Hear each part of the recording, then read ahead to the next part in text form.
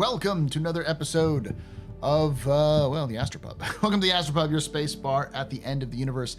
My name is Paul, Berserker01, Batman Shelley, your humble host and space bartender here at the AstroPub. Sit back, relax, enjoy the show. We got a good one for you. How y'all doing? Special stream. Oh, right, I gotta fix that. So, I had some issues at the end of...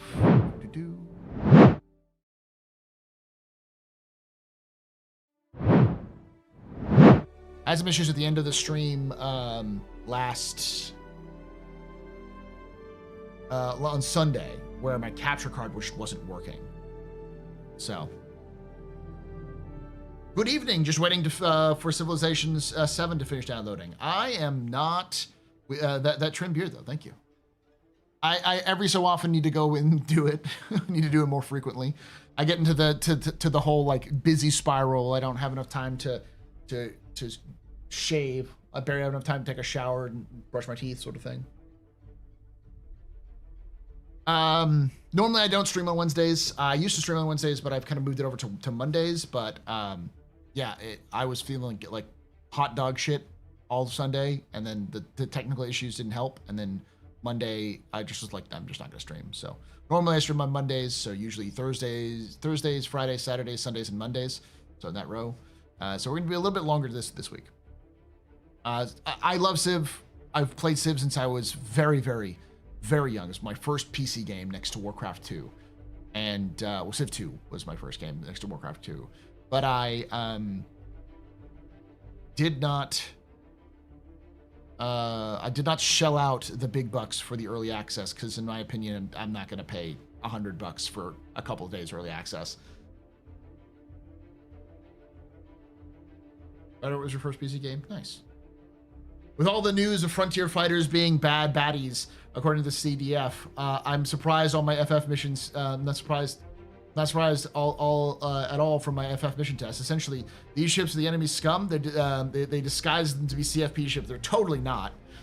I still like FF for liveries, but I'm in trouble with the CDF. Yo, read the fine print. Maybe listen to the guy who's been studying the lore for a long time telling you that the FF are fucking genocidal maniacs who don't give a fuck. Have I looked into Moonlight streaming? Doesn't require a capture card just in case that happens again. I haven't. But since I'm completely getting a brand new rig, I may be able to get away with streaming from a single PC setup. I probably won't, but we'll see. Yeah, someone was asking what my upgrades are doing for my gaming PC. It's not a upgrade thing, it's a complete rebuild. Because my motherboard and chipset is too old now, it's the last gen, so I have to get a new gen of motherboard, and that means I have to get a new CPU, which means I have to get new RAM, which means I have to get a new capture. So like if I want to get a graphics card, it doesn't make a lot of sense just to get a high-end graphics card with my current rig.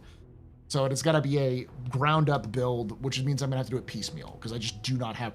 It's $3,000. Like it's gonna cost me $3K. Like and about 70% of that is just the motherboard, the graphics card, and the CPU.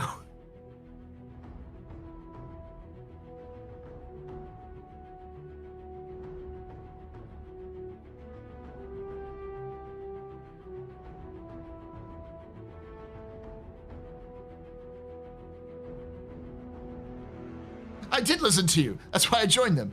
I wanted to commit ethnic cleansing on a mass scale. That's a bold move. That's going to The Hague and being like, you've committed crimes against humanity. How do you plead? Guilty as charged. I eagerly wanted to. I didn't have to get ordered. I wanted to do it for free.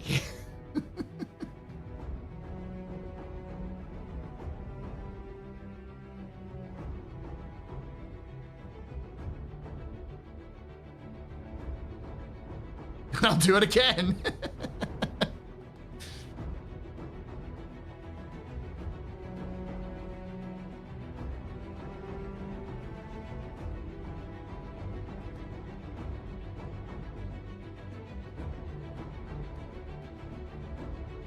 Crazy, isn't it? Before my wife and kids, I would stay bleeding edge. I couldn't imagine that nowadays. There's no reason to do bleeding edge. I've never done bleeding edge. I've always tried to do top of the line, but like mid to high. So I'm shooting for about the same range now. I'm seriously considering not purchasing a 5070 Ti because that was my plan. I have a list somewhere which I'll have to pull up at some point, but effectively, I'm gonna get a 9800, I think it's 9800, X3D AMD Ryzen chip, a motherboard for it, obviously. I'm just looking at some, I don't know if there's any specific motherboards which are better or not. I'm not that kind of gamer. I was looking for the 5070 Ti because I don't have a 4K monitor. I just want some of the DLSS capabilities and of course the VRAM.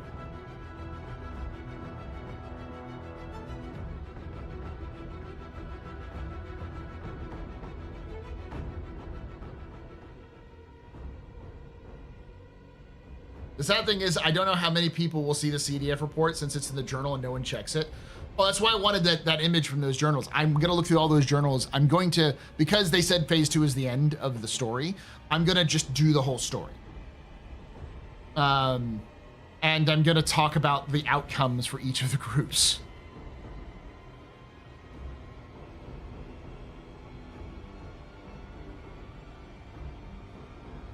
Oh boy, Ethnic Cleansing is one done where Next Spider is also fun, found out. Next Spider, also fun. Also, fun fact, found out there's a worse version of the stomach flu called the norovirus. It flipping sucks, don't recommend. Ah, so you have the vomiting out of one end and shotgun blasting out the other end virus. That's always fun. If anybody who's never had a norovirus, this is the reason why you don't go on fucking cruises. Norovirus is very common amongst people who are traveling on long distances because you often get it in like busy travel days and stuff like that. My wife and I both got norovirus both the times we ended up going to go visit my family for the holidays by flying. And yeah, that's why we don't go visit our families during the holidays anymore.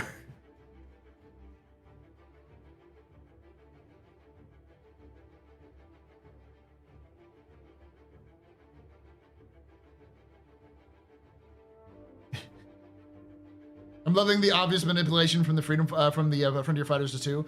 It's amazing. Destroy these servers, or they will kill our families.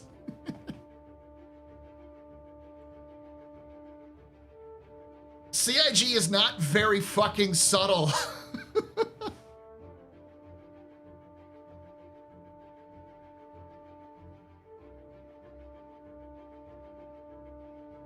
And the thing is that it's also not subtle, though I'm sure a lot of people don't realize that the CFP are all corpo. Their corpo is shit. Hey, Cario. I haven't read some of their mission dialogue, but I do not doubt their corpo is all get out.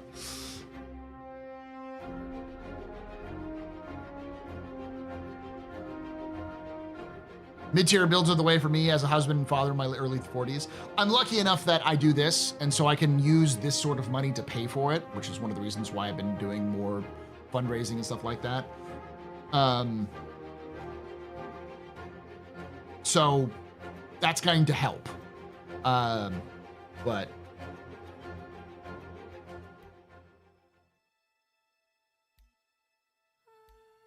all right. But I wouldn't be able to do it otherwise. All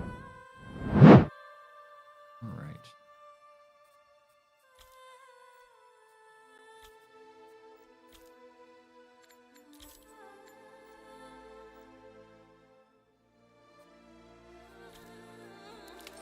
Buster Custom.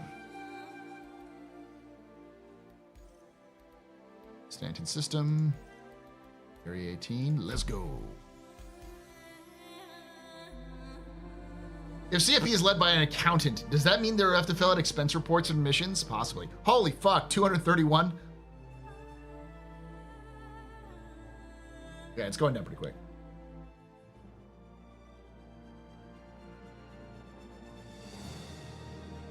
Funny how the CFP are listed as the advocacy equivalent in Pyro. Yeah.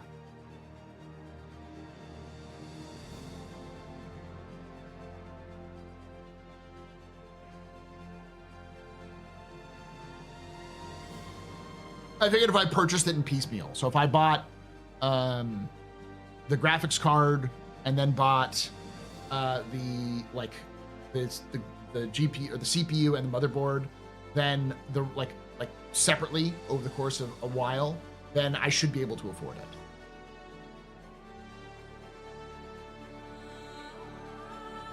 Didn't have much luck getting into in-game today. Was you just locked out, or?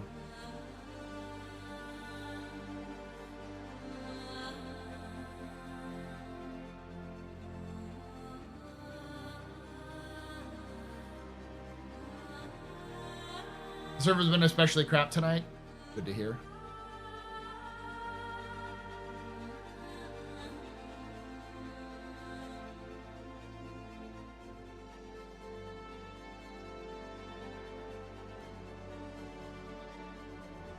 Right, I follow. Buy a graphics card and a 40k knight, and a GPU and a 40k battle force.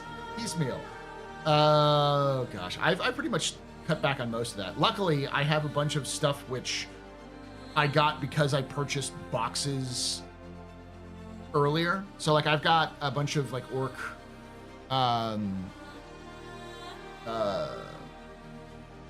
like beast mob or whatever they're called, the feral orc for 40k stuff. I have a bunch of stuff still packaged, and I realized that after the fact I bought the original like kit for when it came out in 9th edition. I was like, oh cool, I'll do this. And then as I've built up my force, like I don't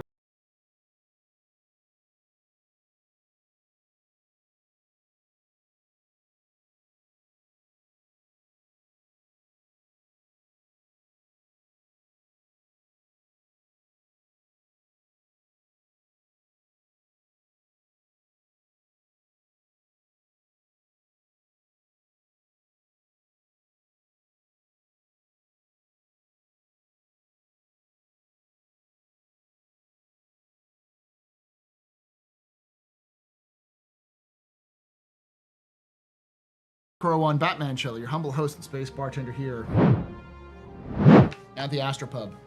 Your space bar at the end of the universe. Sit back, relax, enjoy the show.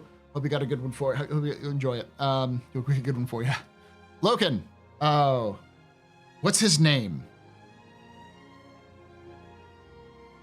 Hold on, I got this. I got this.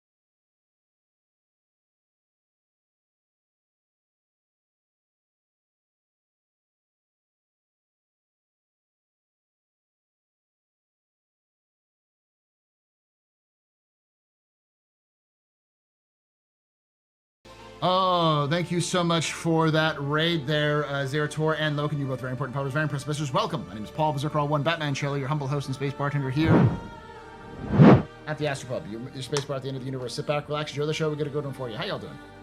We just wanted to drop by and let you know how much we enjoy the Redeemer and how wonderful the Frontier Fighters are.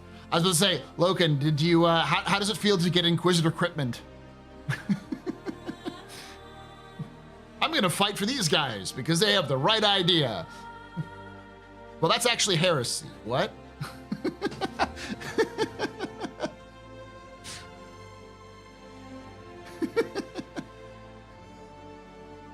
Enemy of the Empire.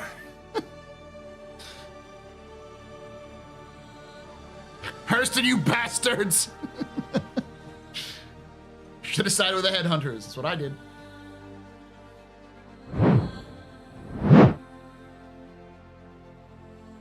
Party to Friday. Whew.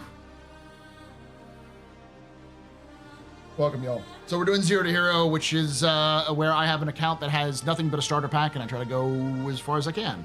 I played this account for 12 hours in 4.0 and earned enough money to buy a 315p, which may already be entirely gone. We'll see. But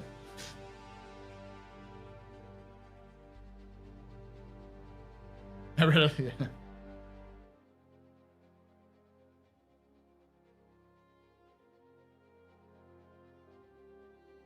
Don't get too smug. Headhunters probably will be behind the Frontier Fighters. Headhunters are already a criminal gang.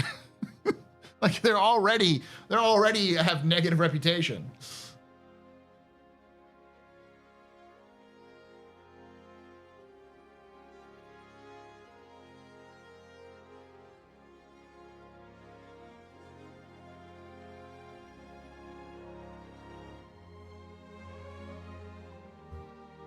Welcome to the shit.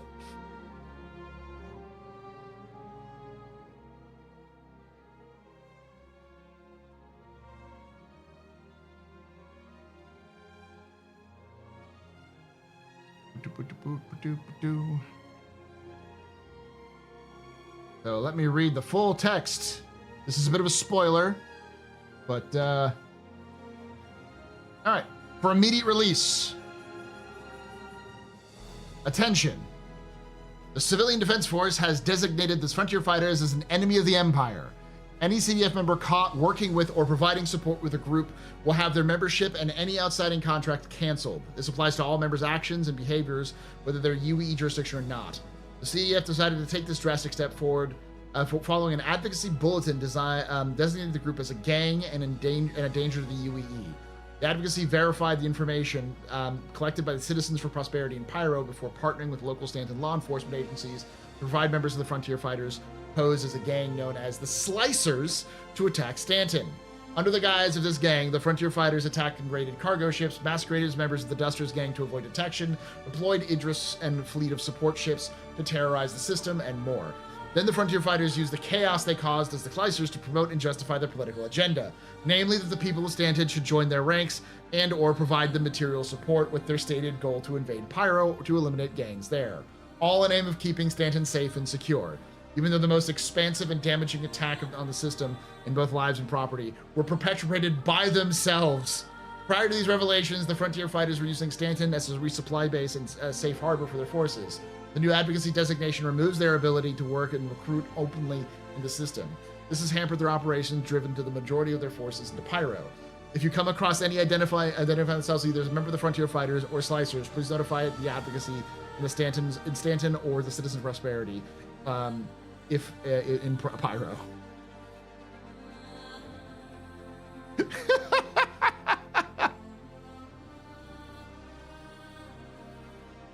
Y'all got false flagged.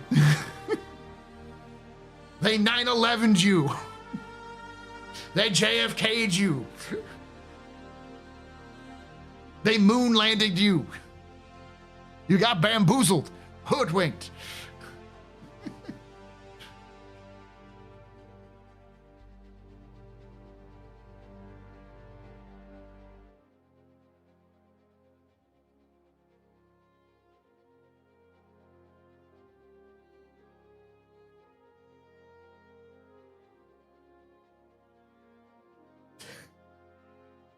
I mean, I'm sure someone got hoodwinked too. Hoodwinked.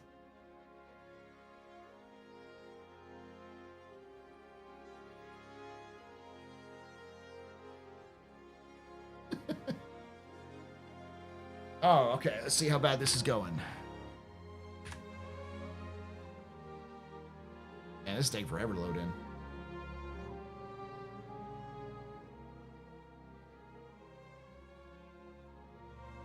This makes me wonder if CIG would do this again and actually shut you out of the CDF and UEE eventually. Oh, they will. Chris has also not been subtle. Does anyone, okay. I said, does anyone remember? And I realized that half the audience wasn't here. So let me take you back to the first time we saw Levski. The first time we saw Levski, which was during the Pupil of the Planet exposition, all these sorts of things. The mission they did for the event, which I believe was was it might have been a Citizen Con, or it could have been a holiday live stream. Anyways, the crew got together. It was like a gameplay demonstration. The crew got together. They landed at Levski. They went to go talk to Miles Eckhart, at Levski. And then Eckhart gave them a mission. They went and did the mission, and then Eckhart backstabbed them at the end. And Chris was like, "We want to make missions where you don't know who's gonna backstab you. You have to kind of suss it out. So you have to understand who these people are." So it was a Gamescom. So Chris has been saying since the fucking beginning that they were going to do this to you.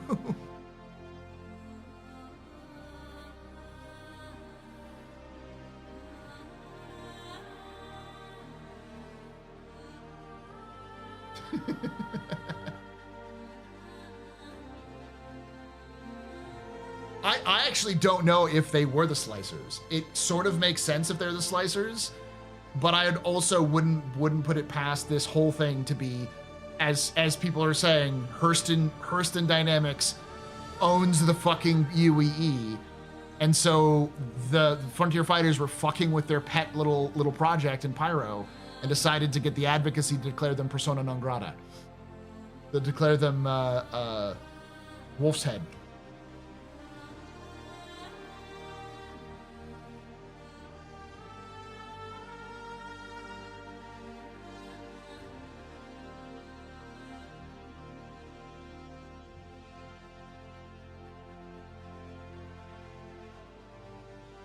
That sounds entirely like a Hurston move. It does. Studying the Hurstons as long as I have, yeah, they fucking would do this. They fucking do it to each other. Why the fuck wouldn't they do it to random people they don't give a fuck about?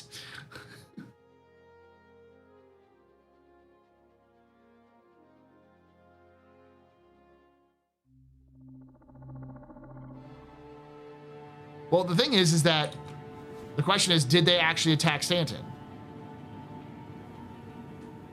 We just have the advocacy's word against everybody else.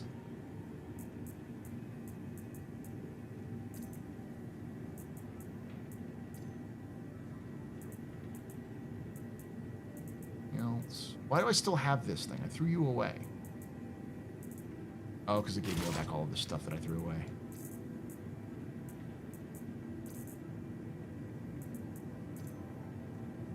My eclectic armor.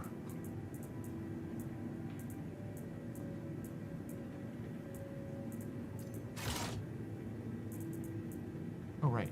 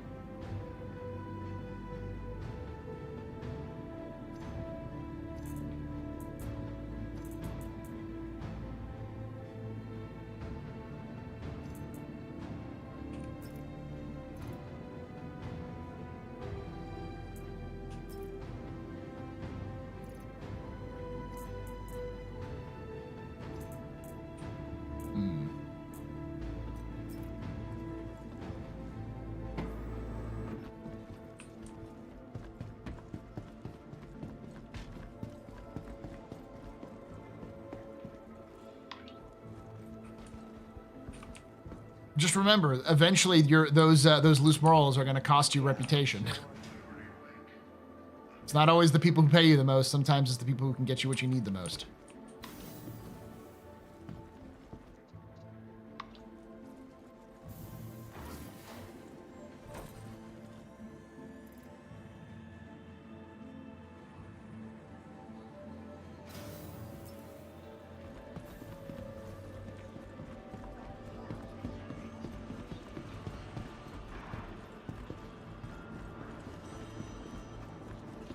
What's up? Last couple of days have been a blur. Between work and everything that's going on at home, it's been a lot. Hopefully I'll get a break soon.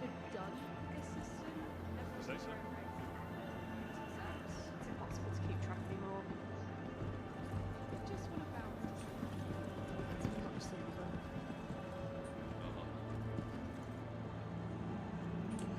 Welcome to Io North Tower, Area 18's premier centre for business development.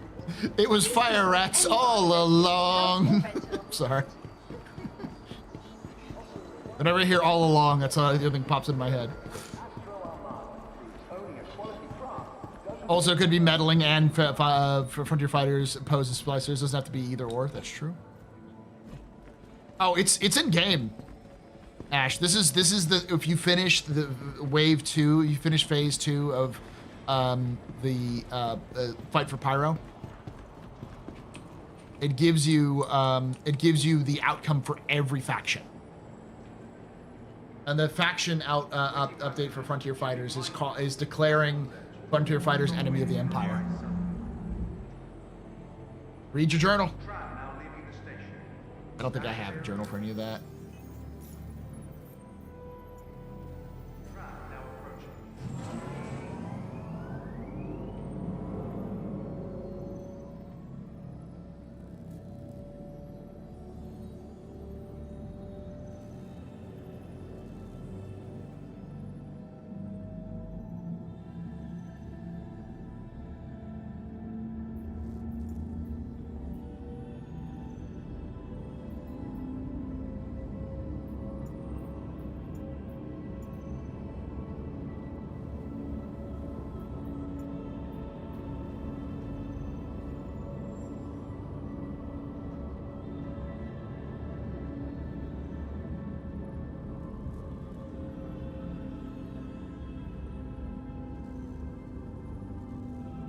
I like how assaulting personnel is a misdemeanor.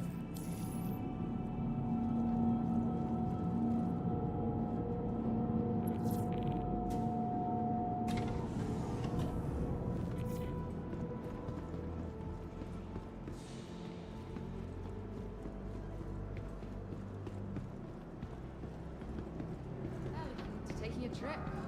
Can't decide where to go. Weird.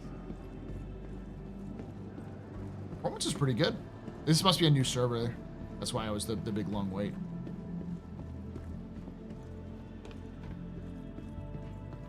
No, this is on a 2070 Super at 2K.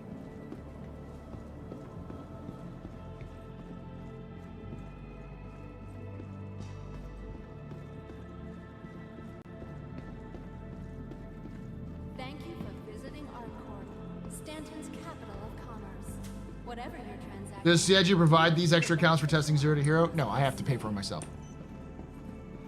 Welcome to the ASOP Vehicle Retrieval System. Hey, it still has it. Please visit us again. Goodbye. Hey, Selected. Stand by. It takes all of us working together to keep Arcorp safe and secure. Be vigilant and report possible threats every time.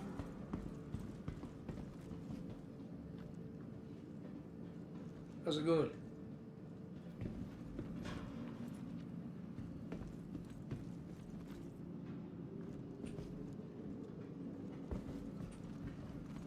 The elevators work here.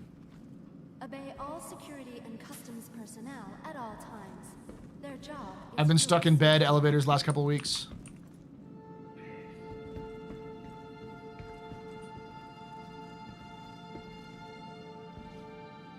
Might hop servers here.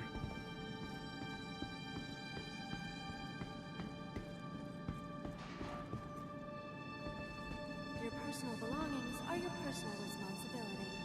Monitor your luggage at all times.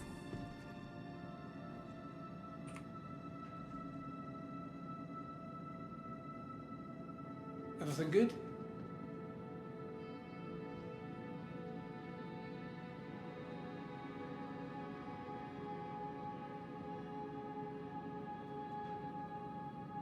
I missed what you're saying. Hurston's are behind the slicers? I was just trying to catch some of what was skipping through. So, Hurston's are behind CFP.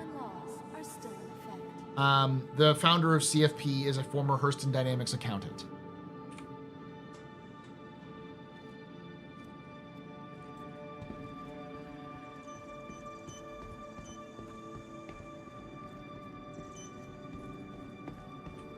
Hey there. From transforming worlds to exploring the stars, our corp is proud to bring the universe closer together. Hey, Bitewell. Hey there. Investing in tomorrow's future. I'll hop servers.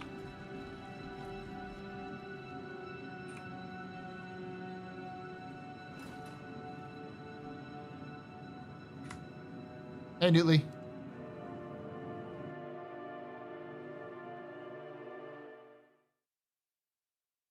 I was playing last night and someone said I play PvE, players versus elevators. I felt that.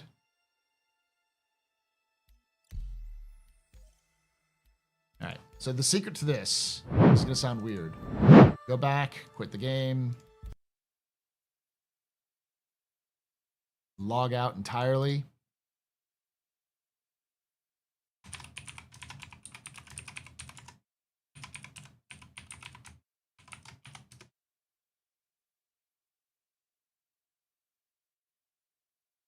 Log back in and launch, and it should store your character. I don't know who to align with. I like the CFP paint, but I'm morally aligned with the freedom for the Frontier Fighters. I end up working with the Headhunters. Do we know what do we know about them? A lot, actually. They're basically the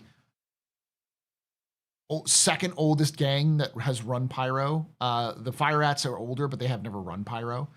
So you can think of the Headhunters as the traditional leaders of Pyro. They had been off and on the leaders of Pyro, or the main gang in Pyro, for like 300 years. It's only in like 2940 when Xenothreat showed up that kicked them out of power. 2 more minutes.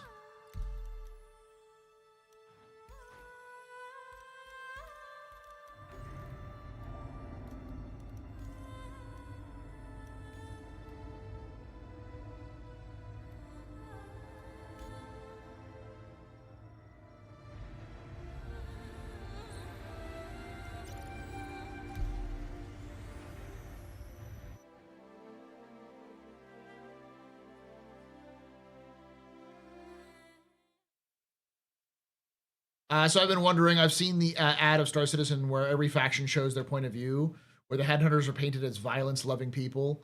I've been wondering if it could have been kind of propaganda. What would you say the reality of Headhunters' perspective? They are violence-loving people. They're just unapologetically violent, but like, let me put it in this perspective. System check.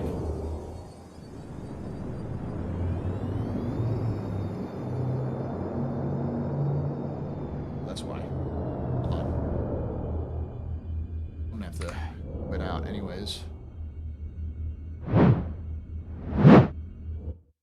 I have to. My entire thing it's like turned off. Sorry.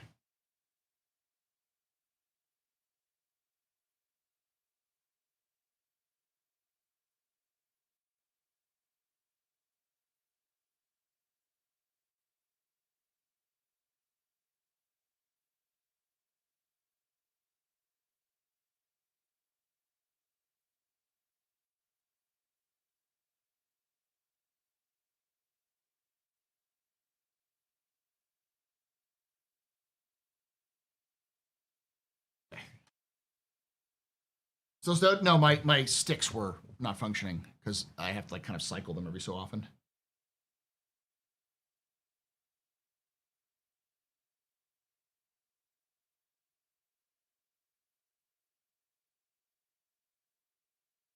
All right. They're unapologetically violent because Pyro is a violent place. It's kind of like, does the U.S. Army apologize for being an army? No, they revel in the fact that they're a military. because that's what they do. The headhunters see themselves as the rightful rulers of Pyro, and these jackasses have coming into their territory and telling them how to do things. They're like, fuck you. I'm gonna fucking stab you in the eye.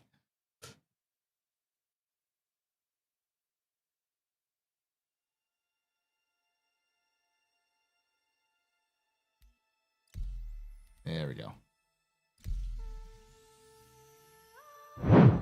Much better.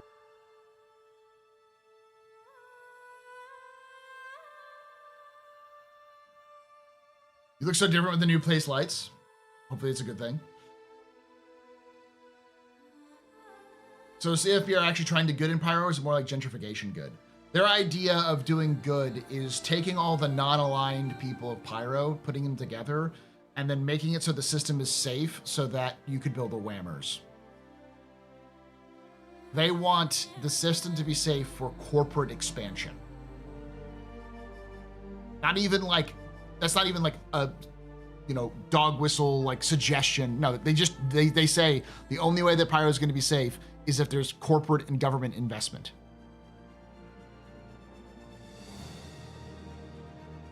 Strange that those missions don't earn rep. One of the reasons I chose Headhunters to raise my negative rep. What the fuck? That doesn't make any sense because you, I guess it's because it's to be tested to lock you out of these things. Yeah.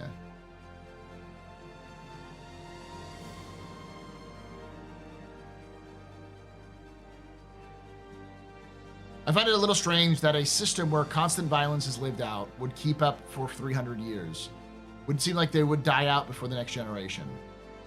The violence, I don't know, like, there's been constant violence for several generations in Somalia.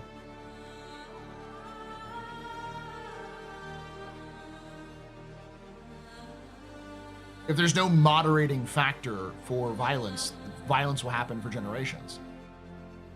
How is the situation in Pyro any different from feudal lords in medieval Europe? Various vassals, kings and vassals beating each other over the head with swords and other blunt instruments for hundreds of years.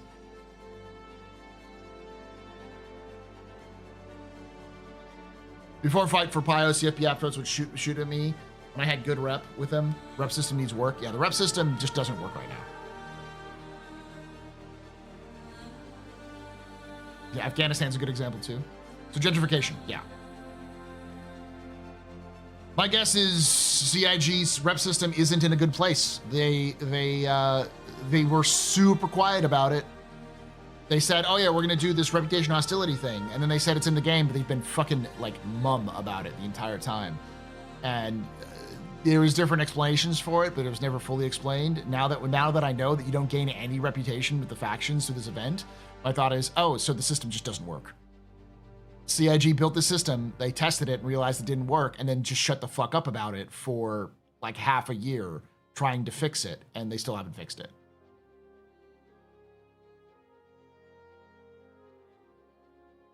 Most people would just keep their heads down and are too poor to be worth going after. Effectively, yeah. Yeah, it's not like constant bloodbath. It's more of a constant. Seems like a very slow.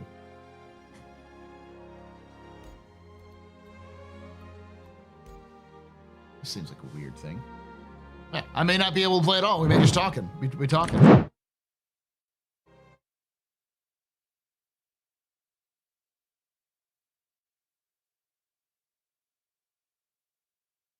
Could rep be tied to base building? No.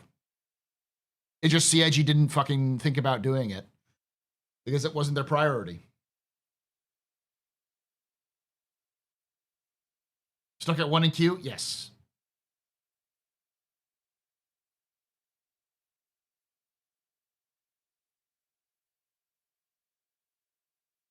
No, they're not going to extend the event. They're just, especially if reputation isn't working, they're just going to, you know, go through it.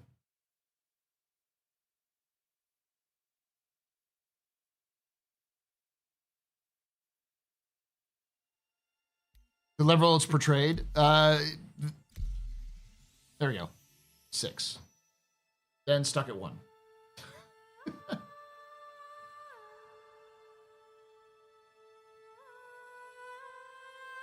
Well, okay.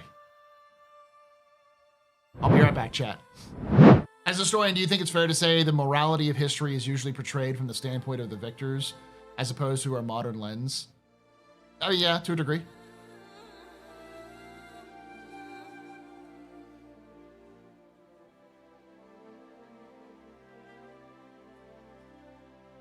Yeah, there are settlements, but being born in Pyro seems pretty grim fate. I think the influx of outlaws from other systems is primary population filter. There's definitely that, and it's also important to note that there are times of peace in Pyro. When one gang controls most of the area, it becomes more about maintaining control over the areas. It's explicitly mentioned in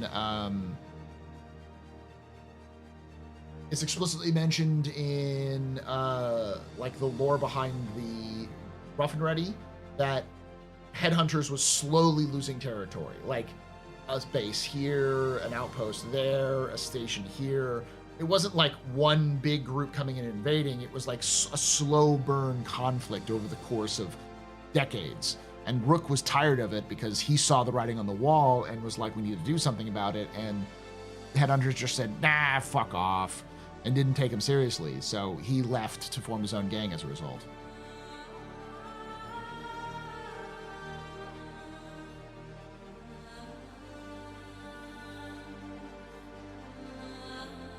Hey, there we go.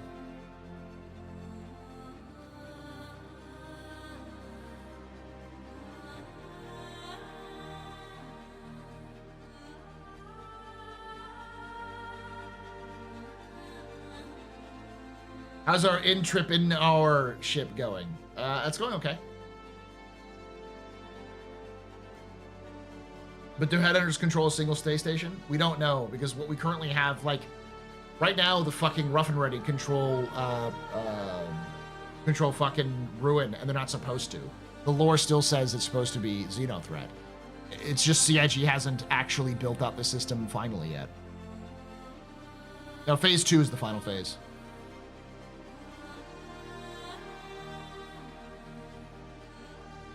They said there's no more phase after phase 2.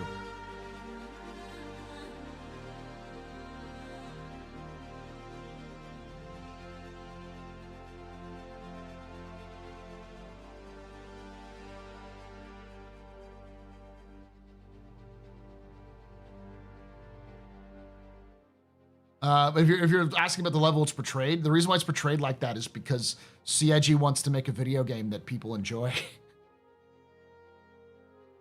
Like, I've been to Pyro many times in 4.0 and 4.1. It's never been like I get shot every time I sneeze. Also, I think they've said that phase 2 is the end.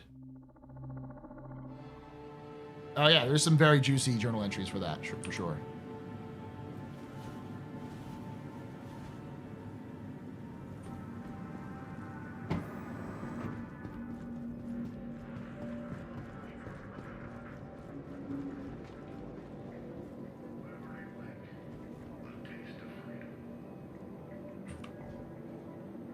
The entrepreneurship is going very slow because I've been fighting the elevator boss. To be fair, Luna, this isn't a thing I'm doing anymore on Wednesdays. I'm just doing it because I wasn't streaming on Mondays. I need to make up time if I miss a day.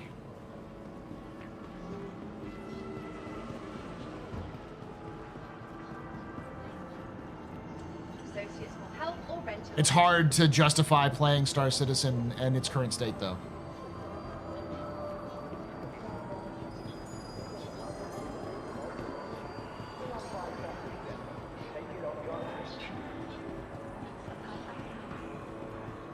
Someone shot down my C8 yesterday because they thought I was going to kill them. They were in an A1.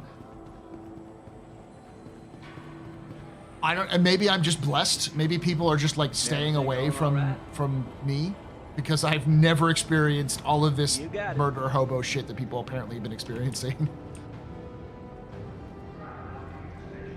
Phase 2 contracts have been an absolute nightmare. I mean, none of their fucking missions work.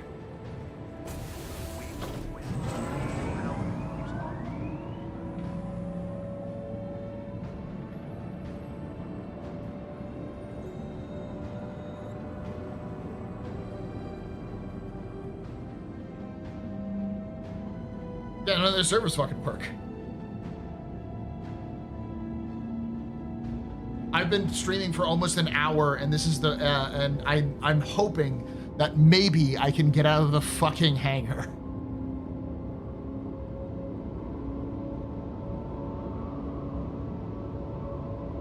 For better or worse, I didn't do Stave Stanton, so I'm definitely not fighting through this shit for an SMG. Don't worry about it. Yeah.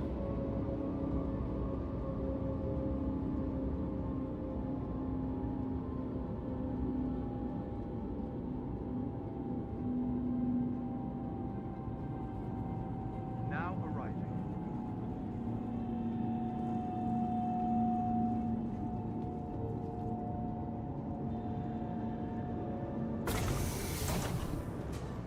Been playing all day. I love medbed ships like P8 SCR. Don't need hangar elevators after bed log and get into game. Fly to a hangar, store ship, get ship medbed, heal, and make water, and do got full 100. Put away medbed ship, put original ship back out. No hangar elevators needed. Works.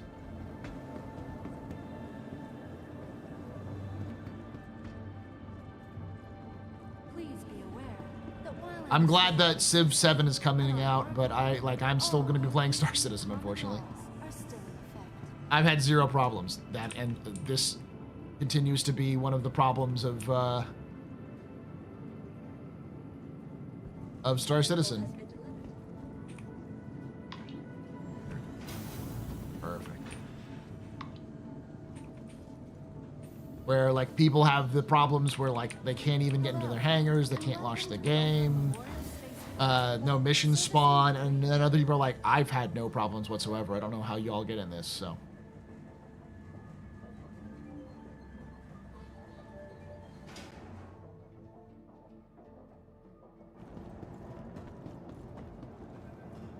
Welcome to the ASOP Vehicle Retrieval System. I feel like I'm getting even more shit. I don't know how I'm getting all this shit. Vehicle select. Your vehicle has been delivered. Please visit us again.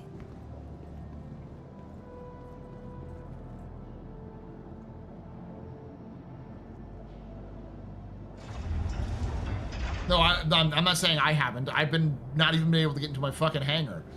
It's been an hour. What I'm saying is that some people have experienced no problems and other people have experienced all the problems. This is the problem with CIG. There is no consistency throughout anyone's experiences. And as far as I can tell, it has nothing to do with hardware. It's entirely roll of the dice. Give me my takeaway on the Fortune. It's a side grade at best. It's just the Vulture for people who don't like Drake aesthetics.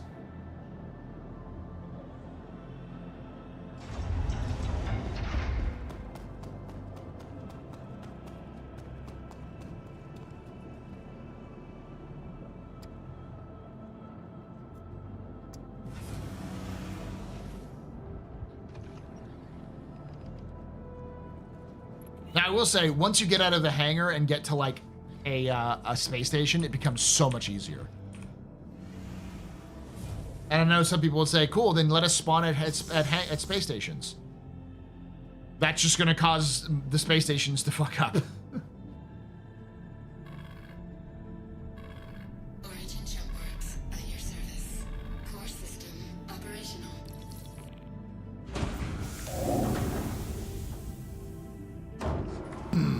Them biddies. Sig is looking at the people with the problems and saying, well, I see there are people not having problems, so have you tried doing what they're doing and not having problems? Thank you for them biddies. I mean, I don't know what the fuck they're doing. I imagine they're trying to do something, but...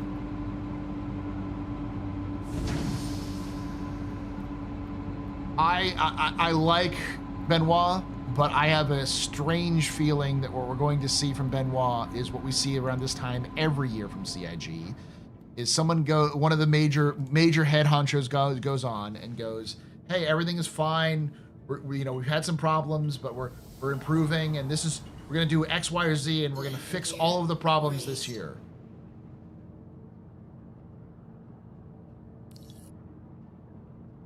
Instead of being honest about where they are, they're going to try to gaslight the shit out of people.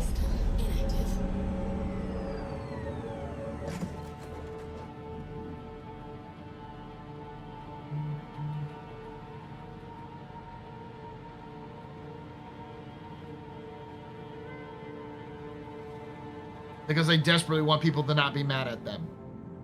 Salty Paul. They do this every year, man. Like, I'm not even, like, this isn't like me being like CIG is awful and horrible, because it's not like CIG is doing it because they want to, like, you know, pretend that nothing is, everything is fine and absolutely perfect.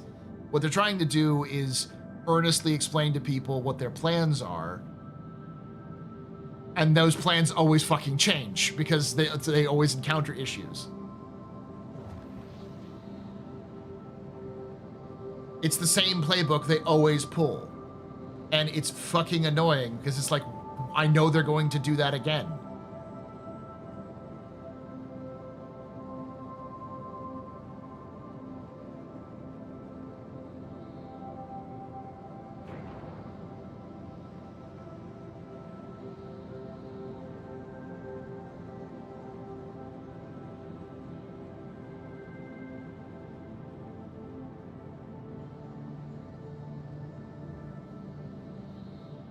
It's literally a systemic issue at CIG's management. For whatever reason, CIG's management seems off. No, I think that's right. I don't remember how to lie. Yeah, I was in the same position.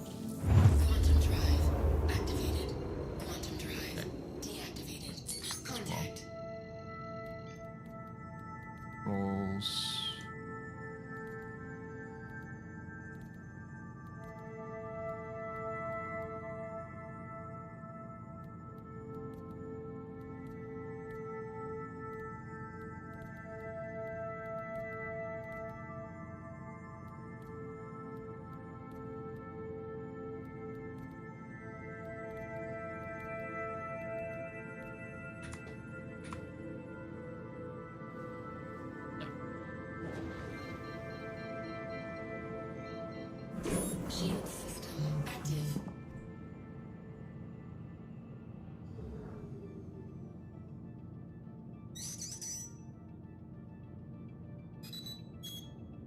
Fuck.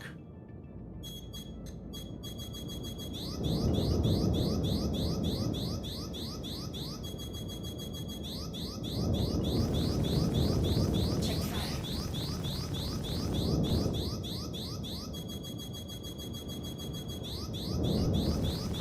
Shields under attack. Where the fuck did he go?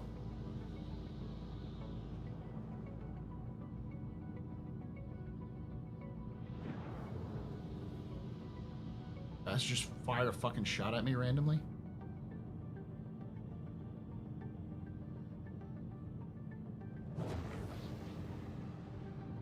Them biddies. Loving the verse, woot. No, he's just fucking stuff out. I don't know what the fuck. Randomly shot a missile at me for no reason.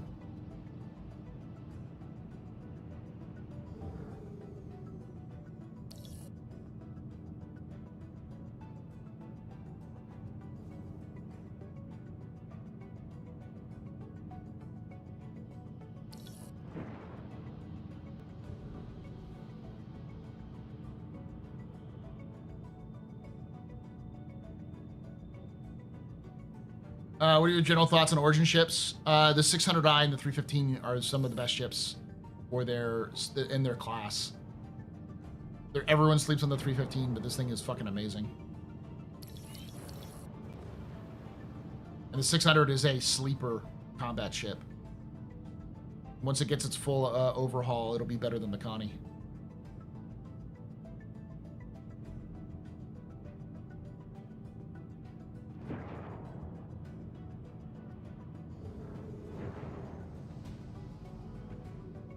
Landing gear deployed. Origin ships are amazing. They make nice targets.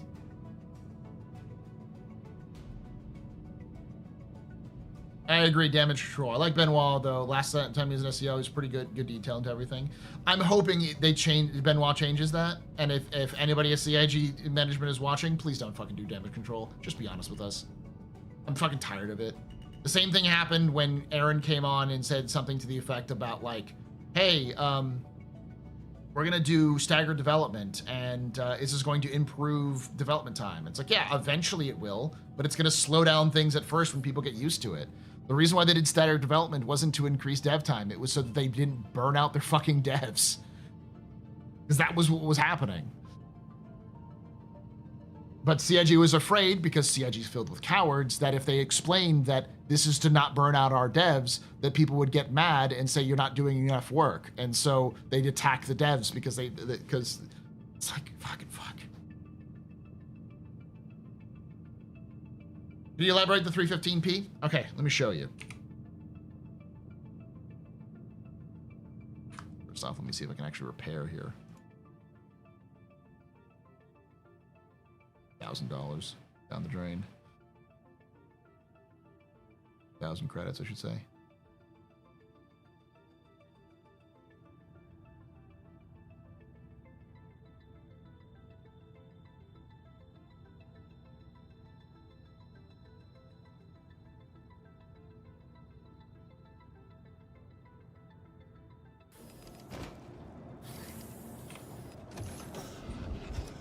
So I'll show you.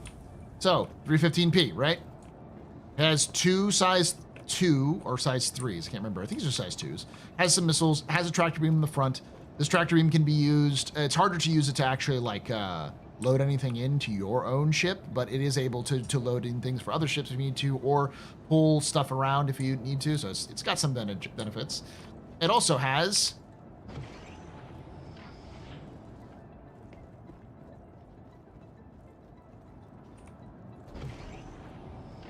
12 SCU of cargo. This is 8 SCU.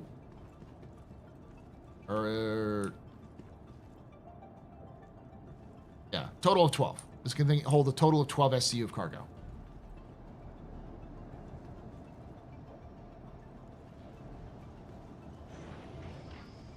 Meaning, for its size, it holds the most cargo for anything in this same shape. It holds more cargo than the, I think anything other than the whole A. 8+4, yeah. So this isn't my main daily driver. This is my 0 to hero daily driver, because it is a good little ship to carry a lot. It holds more than Intrepid, yeah. It works great with dual sticks. It's really designed for more of a stick and throttle or dual sticks. It's better than the Avenger Titan, yeah. So everyone says the Avenger Titan's a better starter ship. And I always say, it is if you want an all-rounder. If you want cargo, then this thing is perfect. Because it holds more than the Titan, and it's about the same price. And it's faster than the Titan, last I checked. It also has its own bed, even though it doesn't have nearly as much firepower as the Titan, because it lacks the front nose gun. It still makes up for it in a lot of those other facets.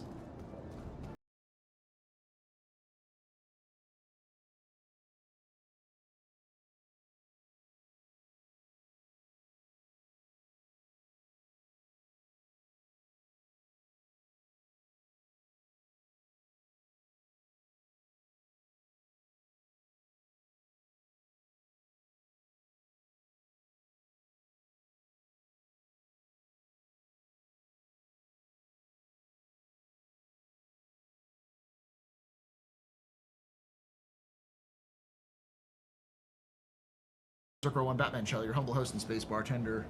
Here at the AstroPub, your space bar at the end of the universe. Sit back, relax, enjoy the show. Got a good one for you. How y'all doing?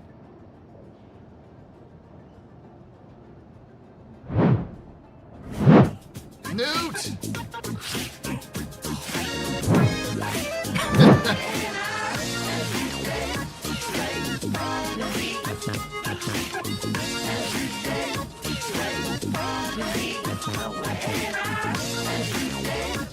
Your size 3s?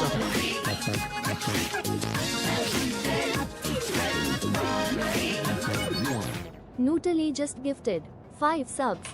Thank you so much, Noodly, for those 5 subs. You're very important, Papa. Very impressive, Mr. Very pedestrian. You rock. Shots and choose. Chat, y'all. Shots and choose. Button. Go. All right, I'm gonna go buy scrap. Let's see if I have scrap in here still. Like a monthly report. Yeah, I'm gonna do that tomorrow. Spaceship. You can take away my space suit. You can even take away my space lasers. But you can never, ever 69 months, guys.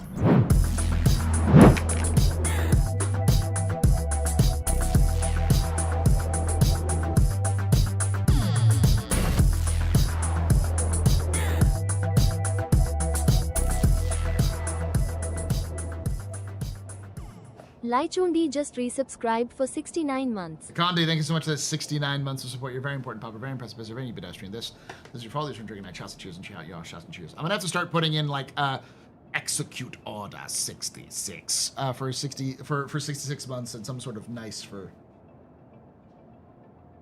69 months. I want more weird-looking alien ships. The Banu needs some love so they can develop a design language for the merchantmen. Yeah, but they also don't have any desire to do the Banu anytime soon as a species, so it's going to be a while. There's the thing, it's been that long and we've been doing this. Yeah, no, I've been streaming for 10 years, y'all, under the AstroPub.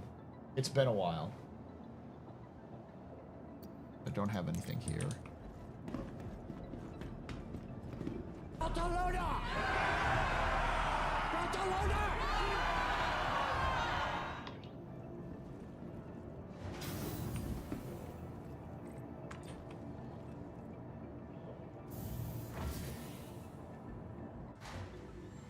I took a glance at the monthly report. It seems pretty small for this month. It typically is for January.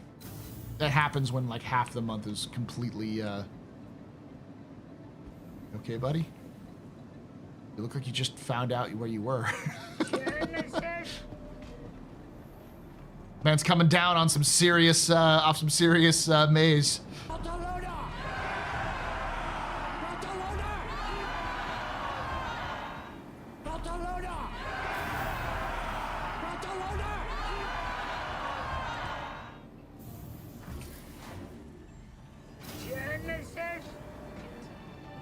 Whether you're just looking to spend the day cloud hopping with the storm wolves or relaxing by green circles, infinite spa.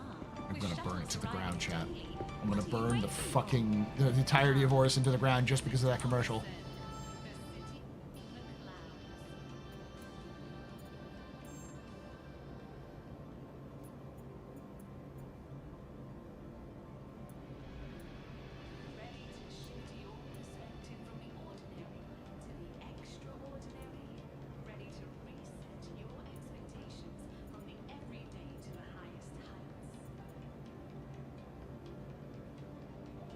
This should be fine.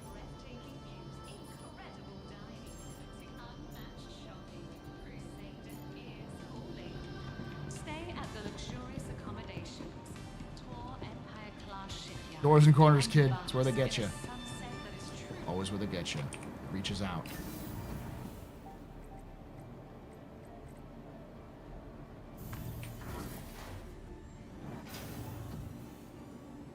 No art 6. That's the first thing I looked at when I saw it. I was like, damn. I've learned this lesson many times over. If you want to get people excited about Star Citizen, talk about ships. As much as people say I don't want ships, and I hear that all the time. I want a functioning game, not more ships. It's like every single time there's like a new ship, people go, "Oh, new ship." How long has it been since that commercial's been aired? When did Orison come into the game? 2020? 2019?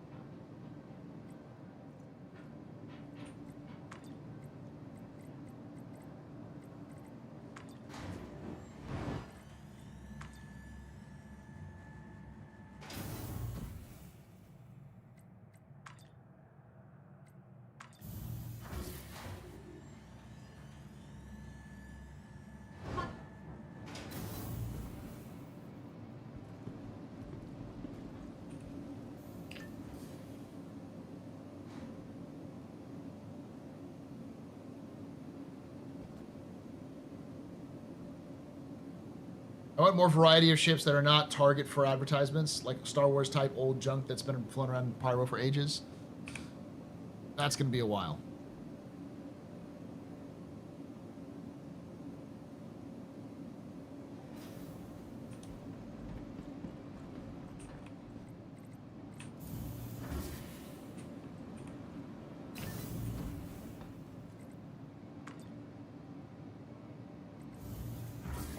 There we go.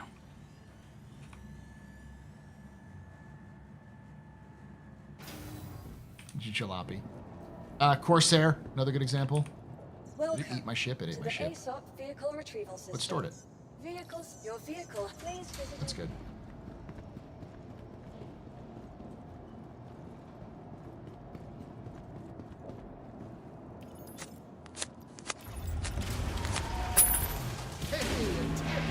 Anam, super chatted $20. Am I one of the only people annoyed with some of the YouTubers reviewing the Fortune saying that it storms the Vulture and the Vulture needs a buff? My genuine question is, do they use the ship for a solid amount of time? I have no idea. They should tell you how long they've used it.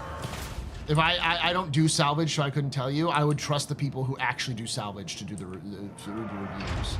Like a Red Monster review, I would trust.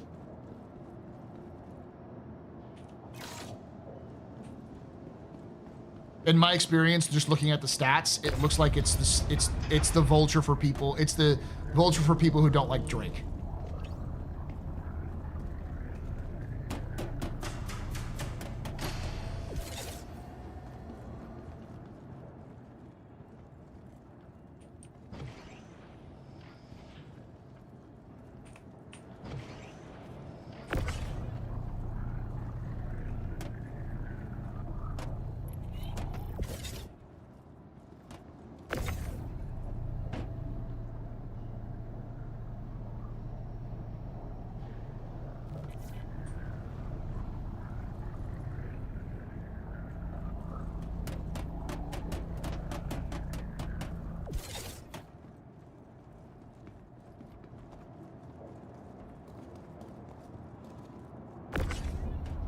Hey, it's Urkel.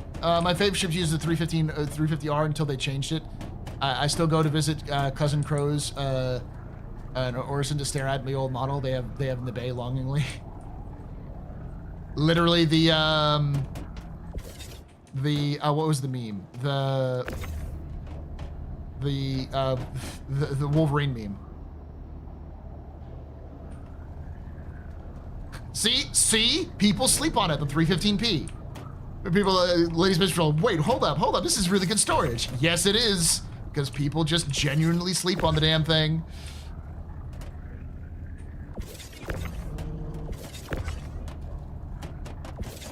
It's a little funky at times, but.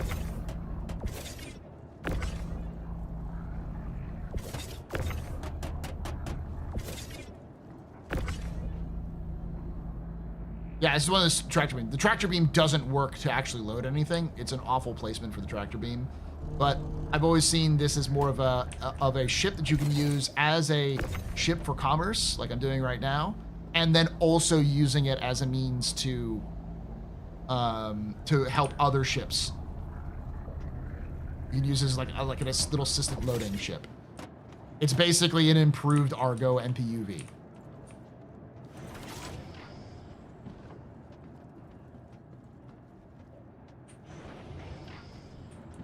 Load it up.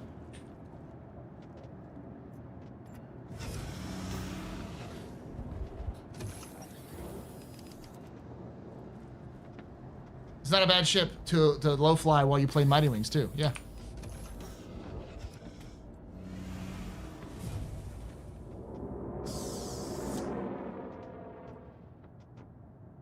Origin jump works at your service. Core system operational. Engines active. Quantum fuel 100%. Launch complete.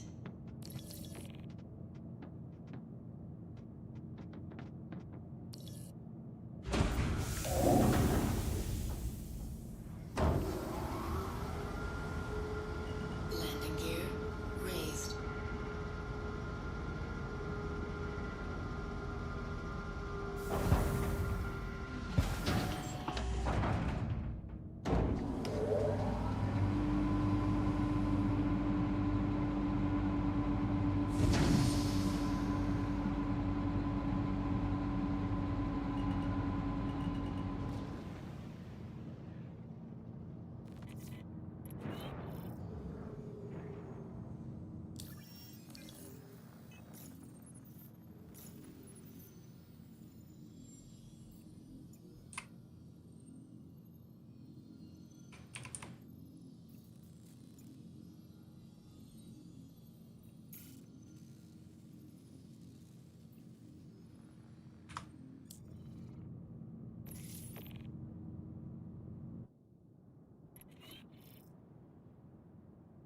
thought I saw bare hands at first. I was like, what?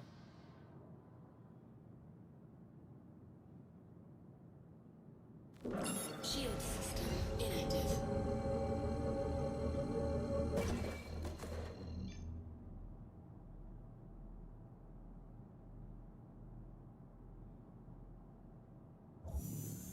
Quantum drive activated. Quantum drive deactivated.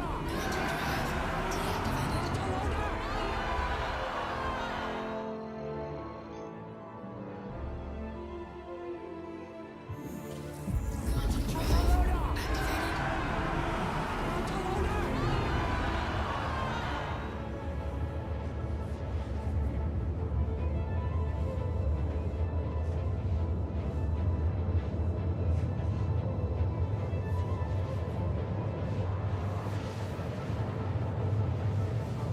People sleep on 300 series. They fly well, have extremely nice interiors, exteriors, and are the only a few bucks more. 315 is what, 65 bucks? Yeah, you can get it customized out for other things, but yeah, something like 65 bucks.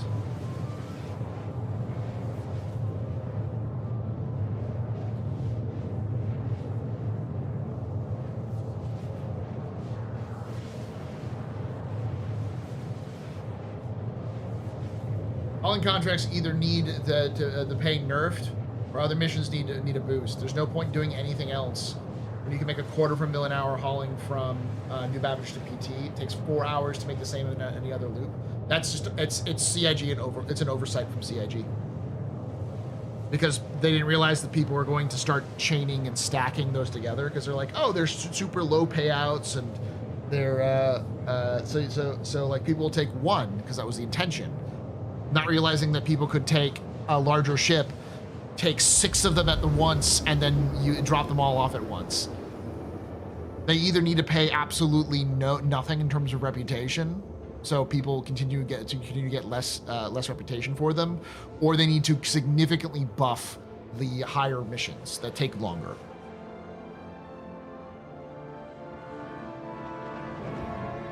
Quantum drive deactivated.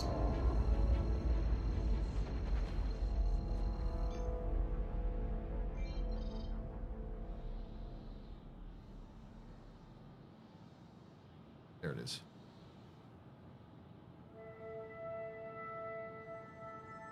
Is there anything it isn't an oversight from CIG? CIG really got like up in your business. So Star Citizen has just fucked you over, hasn't it? Going to Pyro? Yeah, that's the plan.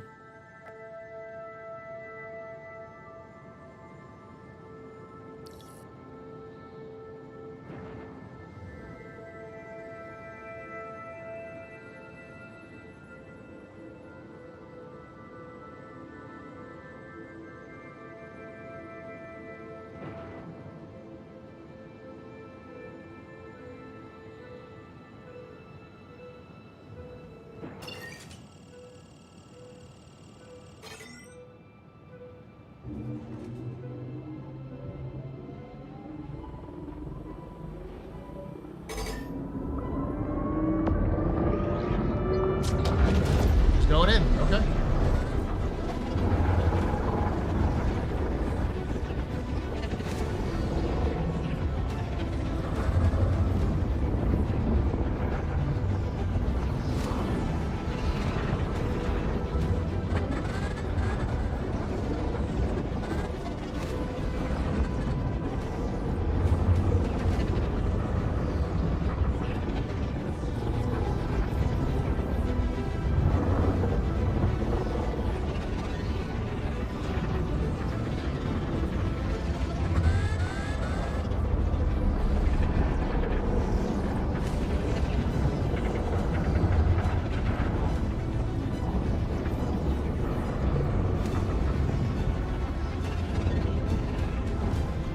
I love this track.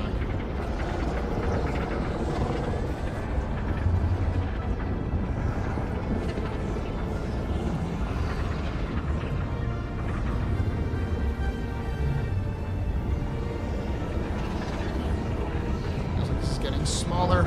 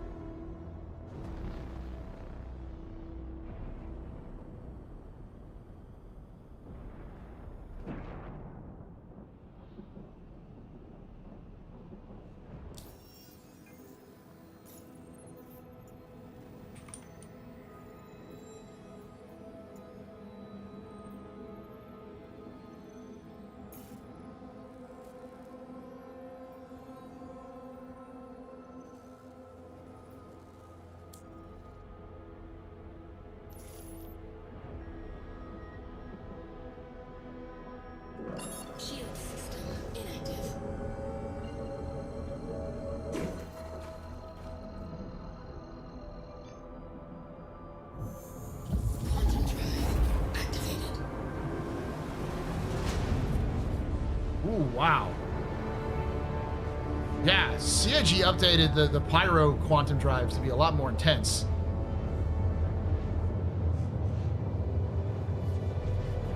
You have school tomorrow? Yeah. So this isn't going to be a long stream.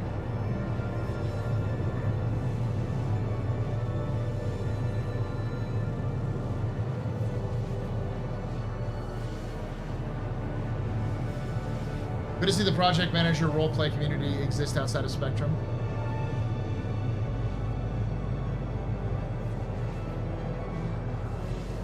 What?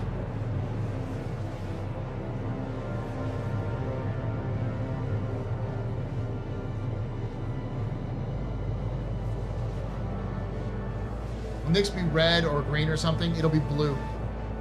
Blue or purple.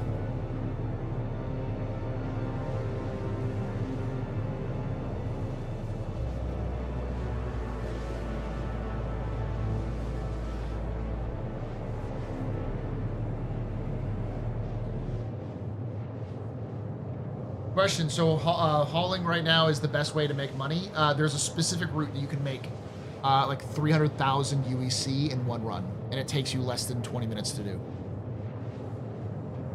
It's just from Bajini to New Babbage and back. You do that, you can make, in like 2 hours, with a good functioning servers, you can make like over $1 million.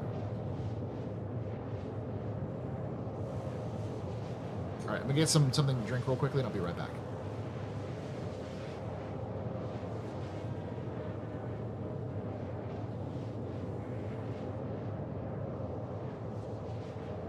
I think PvPers like PvPers. I like PvPers.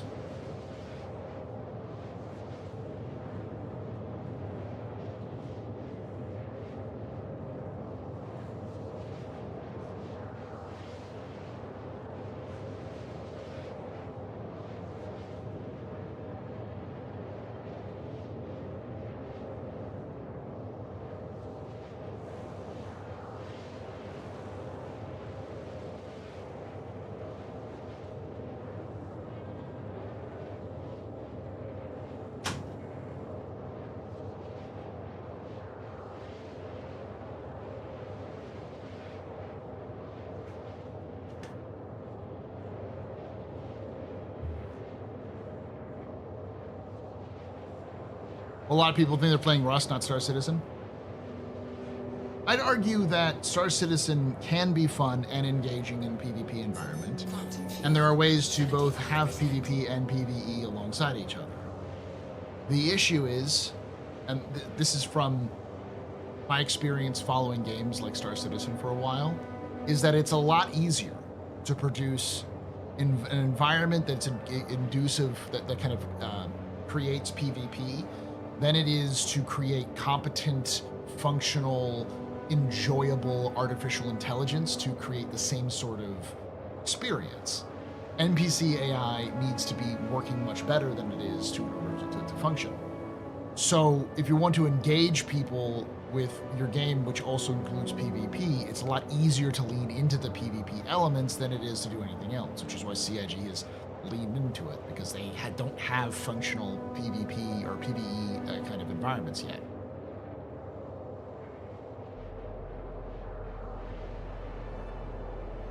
Yeah, and the issue is that currently the rep system doesn't function the way it's supposed to, and now that CIG is actually developing their PvE systems out a little bit more, we're going to see that change.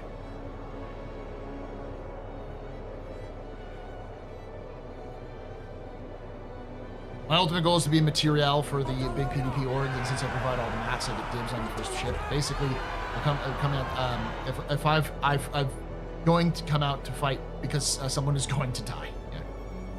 Either you or somebody else, I get it.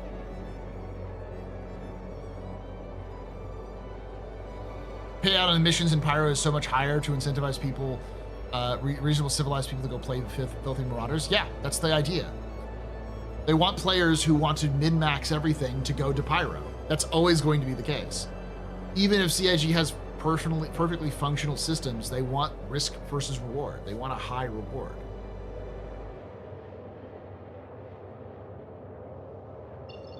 Quantum drive deactivated. What's up, Quantum Fuel? Oh, did it overheat? What?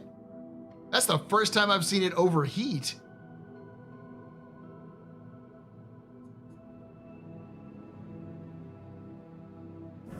Shield system active. Shield system inactive. Because I still got quantum fuel. I got 1.9 mil.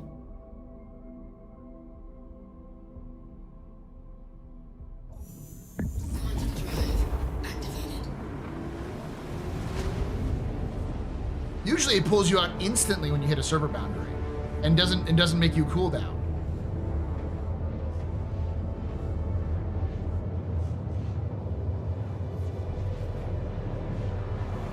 In the 1.0 presentation, we saw CIG declare Nyx is another lawless system. Am I right to be concerned the next system will be released as yet another place for the same behaviors to fester? No. Because Nyx isn't the same sort of situation as Pyro. Nyx is more of a clandestine thing. There'll still be PvE and PvP actions, but the People's Alliance is a lot more harsh on its maintaining of a peaceful situation than any group in Pyro is. So there'll be hopefully a lot more consequences. The big issue is then getting reputation to function.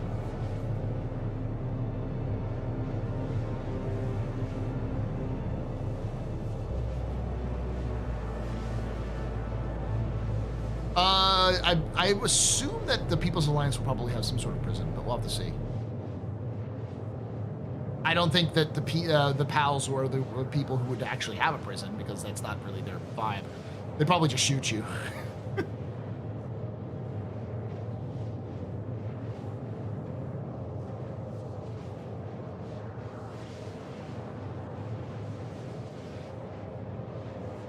I recall this is CIG's problem. Yeah, the way that CIG fixes problems is they don't fix the problem, they just prevent the problem from happening. Quantum fuel 50%.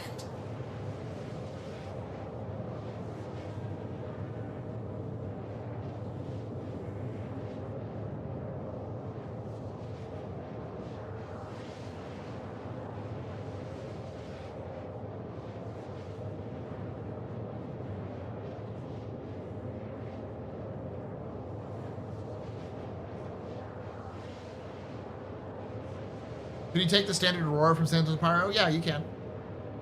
I haven't done it, but you can do it. It comes with a jump drive.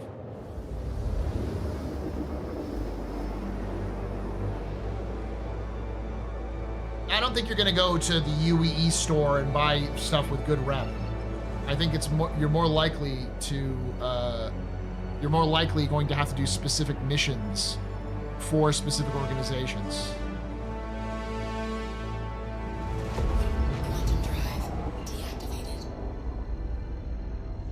God damn, everything looks sharper for some reason.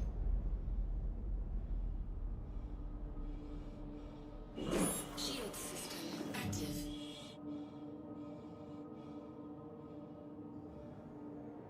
It's because I don't have a light blaring in my face anymore. But that's the thing, is that you have to have good reputation with organizations to get it.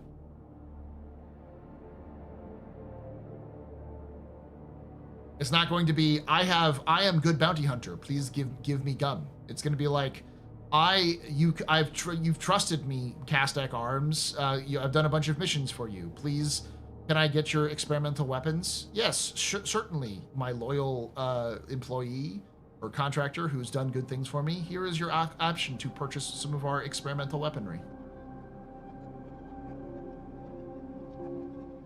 Because as somebody who's done conflict zones or contested zones, the gear you get isn't worth it. It's never worth it. Because it's not, like, predictable. You have to constantly do it to get anything you want. So it just sort of sucks.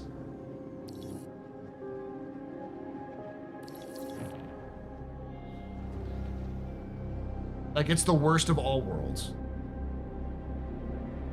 This weapon has a 5% chance to explode. Yeah, that's kind of the stuff they're gonna do. Do you know what the captain's table will be about yet? Yes, I do have the topic. I just need to look at it. Give me a moment. This thing is very, very responsive. So every tap of my stick makes it go in a direction.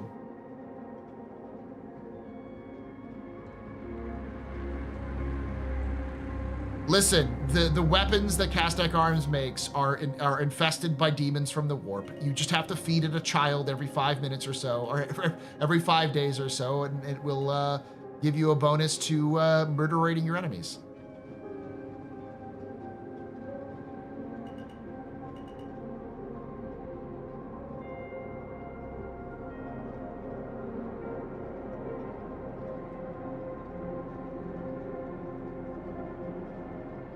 I'm calm enough to warrant watching Captain's Table. I don't know. I've been going pretty hard on some of the clickbait stuff. What is the question? Schedule. Crafting.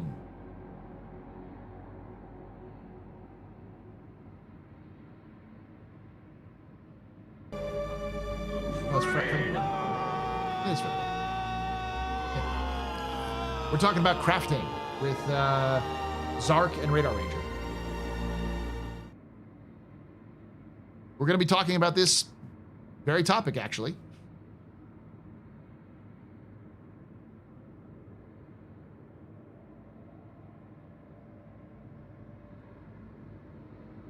We've got plenty of information. We kind of know the general idea, and I wouldn't be surprised if we learned a little bit more about it from the stuff we're going to hear from Benoit. They're apparently talking for 2 hours, so unless that was a sort of a clerical error.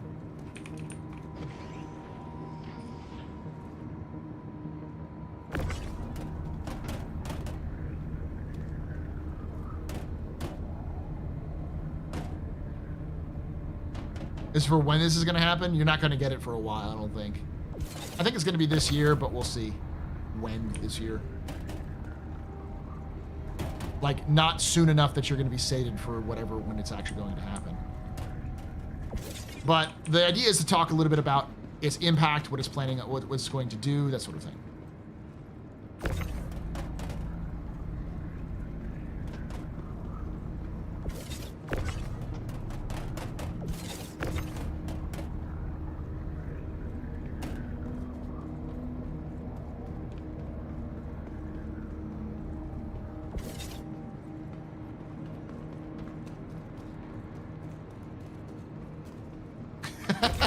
Castek Arms, that orphanage had it coming. For freedom. For profits. Pure profits. Castek Arms, where the war crimes are, is the byline.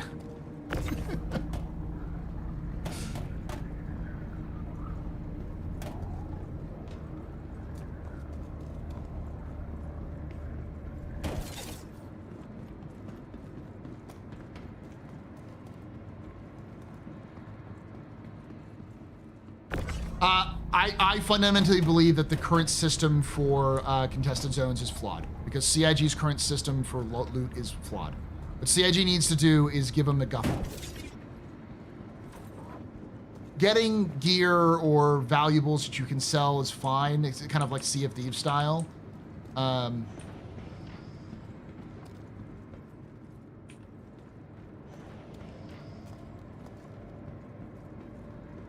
Is this the edge?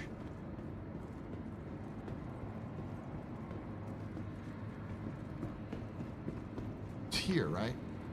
Am I wrong, chat? This is the edge? Yeah, this is the edge. Okay, so I can lower this. Oh, I should probably send this down first.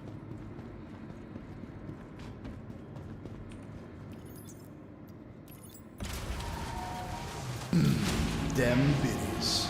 Tilde asterisk Castek Arms asterisk tilde collateral damage is what cowards call it. For freedom. I'd like to be able to craft more of my ships. While I want base building, I think realistically we end up making a base here, and living aboard my ship is always in my heart. Yeah, I want to see fabs. Your vehicle has been moved to authority, so please visit us again. Goodbye. Yay, it's going down. Let it store properly. Like a working kitchen, yeah. Food fabs, I think, would be a great way of doing things. But it really depends on what they want to do. Food fabs are in the ships. Almost every ship has a food fab. If you've got a kitchen in your ship, it's probably got a food fab. So, here's the problem with loot. Because almost none of the components are valuable to sell, and because you have to usually be in groups of at least 4, the value of what you get in a CZ is almost entirely just your enjoyment, and then whatever you can find in terms of like gear you might enjoy. It's not nearly worth the amount of effort you do in terms of the profit or reputation you might get out of it. And because of that, it ends up being kind of pointless to do a CZ just for the gear, because it's such a random roll of the dice of what kind of gear you get. You may not get any gear you like. My caveat, my suggestion would be make things that are valuable to sell, or you can sell for reputation for certain groups, but are themselves not necessarily a couple cash there, a little bit there. Basically paying for my trip. And then let's go with the classic. Widow.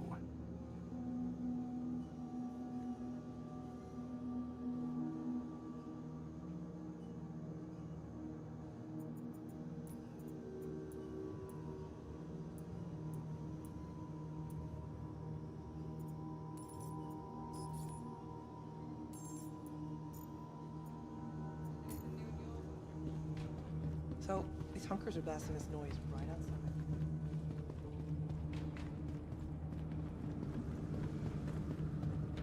Checkmate shop's pretty profitable. Yeah, I made like 2,000, 3,000 just from the scrap. I paid like 12,000, made 21,000. The profit is pretty high.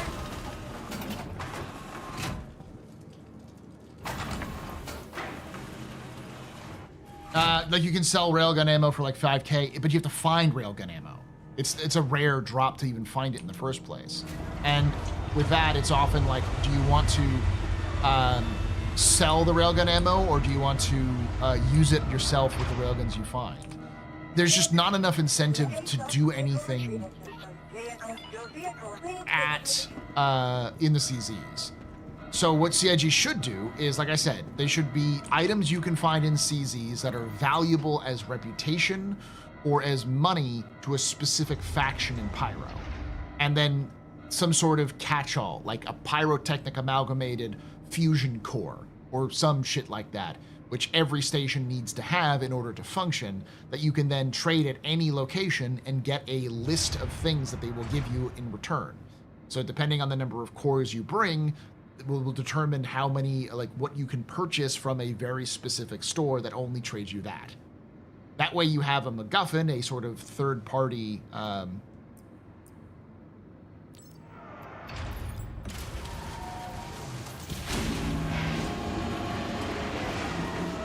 third party like item, like another like semi-currency that you can always see what the going rate are, so you know what you can get from any given store at any given time.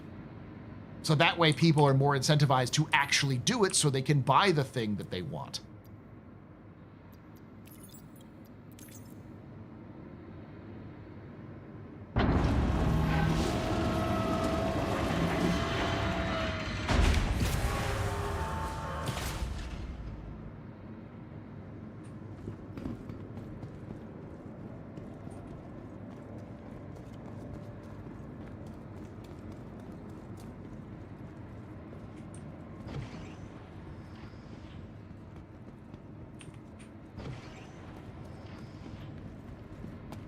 I don't think the current system is going to be viable for long enough.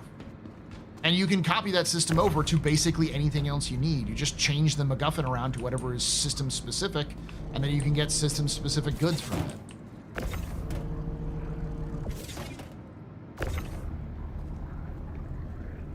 It's okay to have randomness. It's okay to still have random stuff in there that's valuable. It just needs to be random in the sense that it's valuable to get. Like, each faction will have different values for different things. Like, maybe there are some specific types of holy artifacts that the Fire Rats want, which you can just model out as some sort of generic early pyrotechnic amalgamated like thing, which is supposedly owned by the one of the founding members of the Fire Rats, you know. Or headhunters, where you can get like specific items which are valuable to the headhunters, like I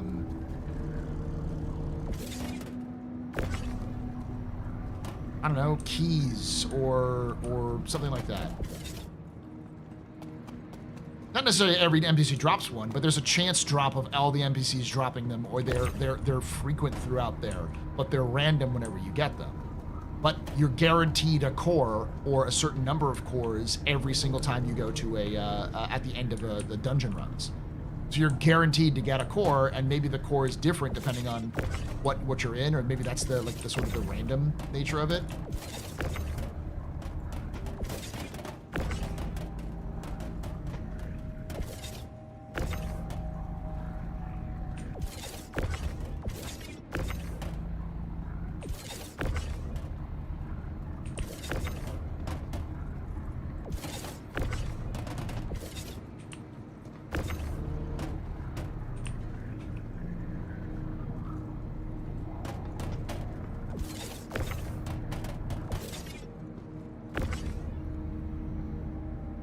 Chess pieces that belong to Rook. That would make sense, you know. And I'd be like, well, why are there thousands of chess pieces that belong to Rook? Because people keep fucking stealing them. You know? It's 3:15.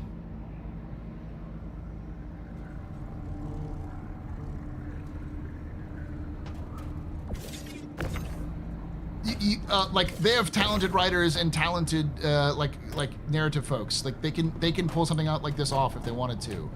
The problem is they don't want to, because they think that their loot system is good and their loot system is dog shit.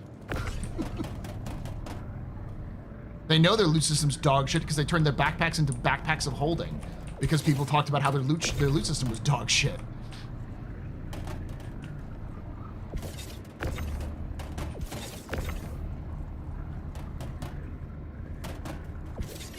Hey, fits in.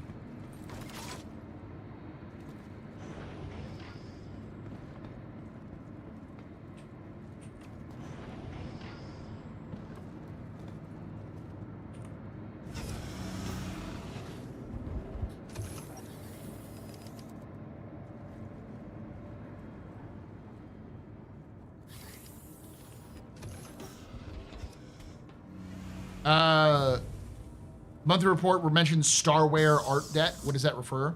So basically old clothes which haven't been converted over to Starware yet. Any outfit that was made before Starware was created or it planned, probably.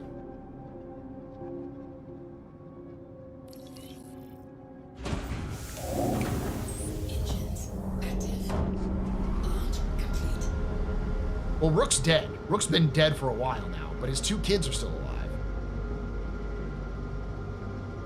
L. When turn on ship's head rights, it's L.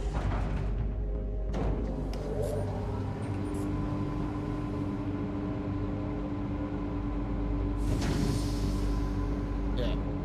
And that's for rough and ready. Headhunters could be any number of things. What if this means women will be able to have the same fashions men do? I think that's the plan. That's at least what CIG has been telling me constantly. Me and, Hey, a tip! PKTS, super chatted $2.48. Resolution you play in FPS you are getting? 07.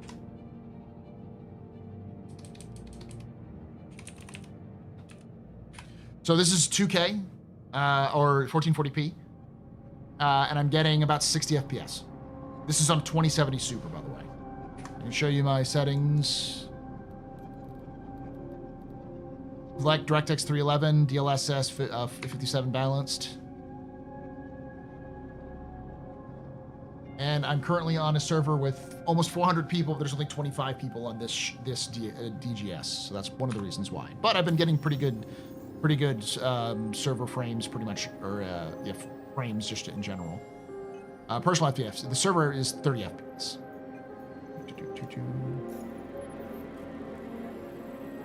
Can I make it back to Pyro Jump? No, I can't. Okay. Let's see if I can't refuel at the bottom of the station. Those of you who don't know, there is a pad on these stations. The pads on these stations are located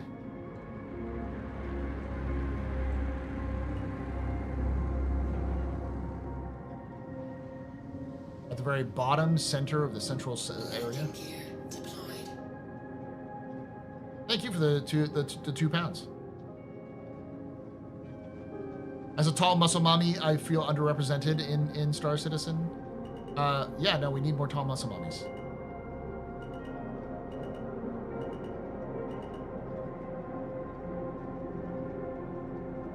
I think my 380 is cooked. I only get that on my 380, but I did mine on Ethereum. Oh yeah, that makes sense. Landing complete.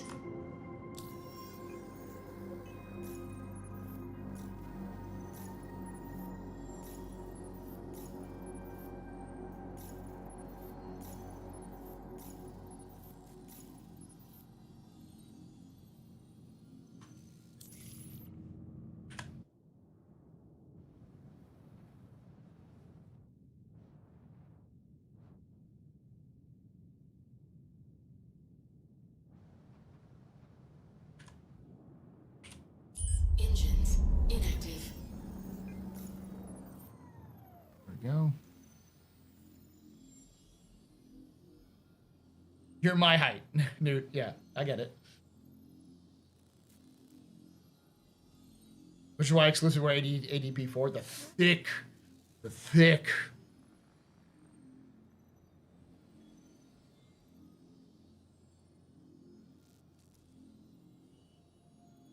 6'1" is very tall for women.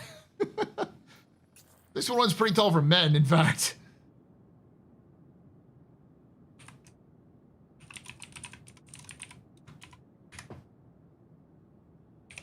Engines active. Yeah, you're tall. 100%. The rule of thumb, in my experience, is that the men who play Star Citizen are abnormally tall. I'm 6'1". I'm between 6 and 6'1".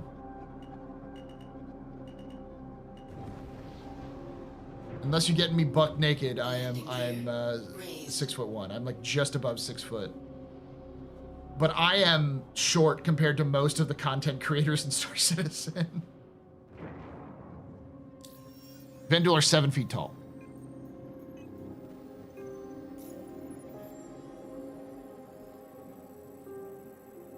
Croncy is fucking massive.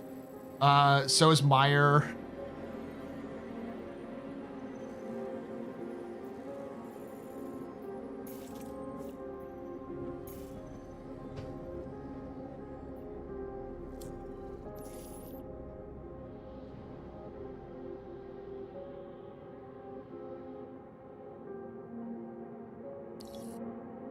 What am I doing? Shield system inactive.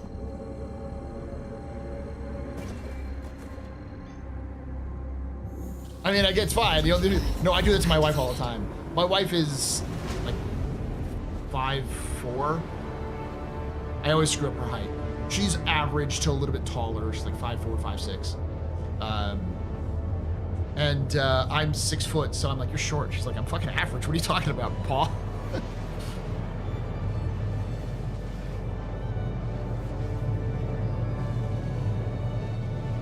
Are Vandal always prancing around their tippy toes, though? I think they are.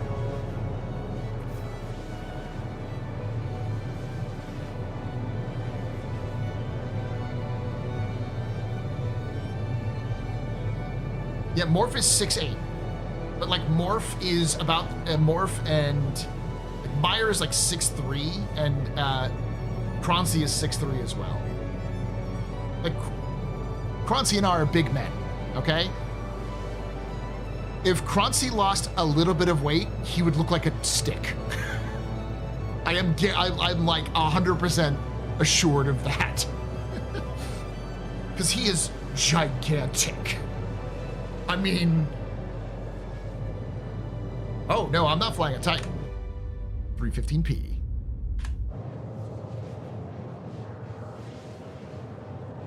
Oh, which one? The new one? Did you post another one?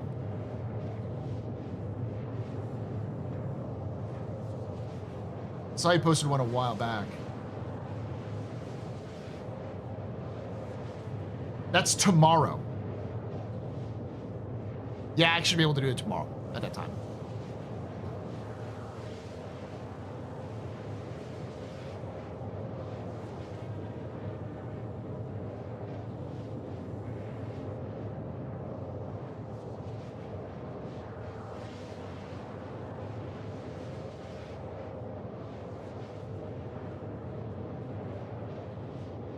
Yeah, I've been around Morph. I know how tall he is. I drove with him.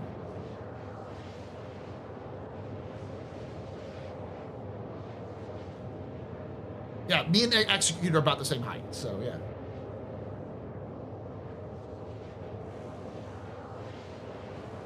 Okay, the problem is that scale is off for everybody, but I'll show it. I'll show it. Quantum drive deactivated.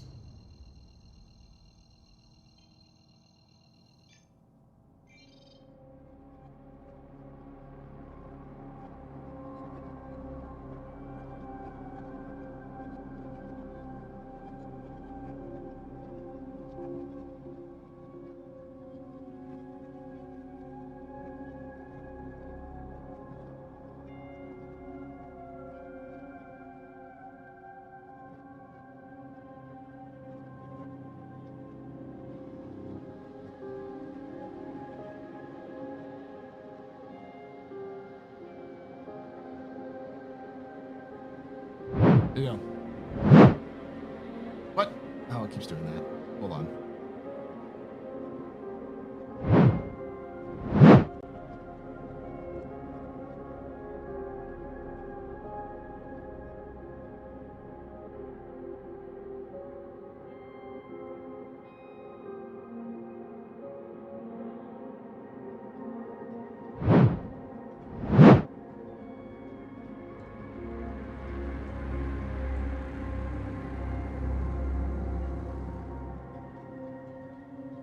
So me and X are about the same height. That is, and that's Morph.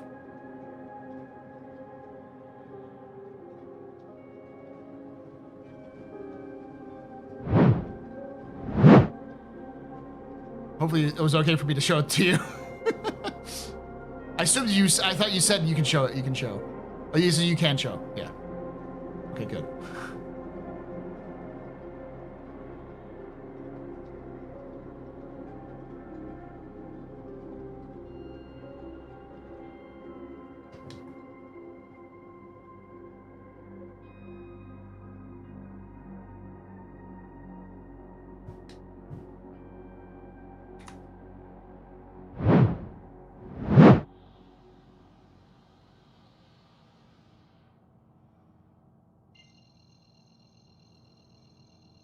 Face reveal for Execute?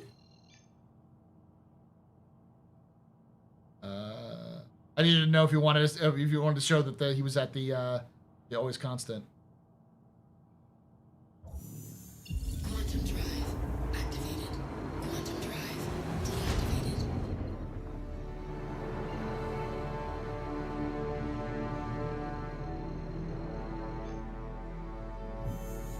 Quantum drive activated.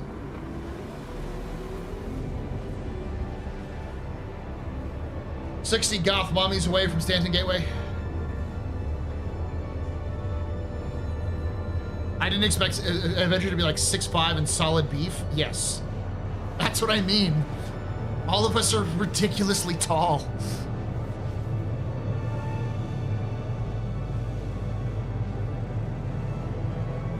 Flying in style tonight. Yep. I'm showing off the abilities of the 315p because A, no one's going to suspect, well, now they are that they're watching me, that you're flying, if you're flying a 300, if you're flying like valuable cargo. And it's got insane fuel capacity. Look at that QT fuel.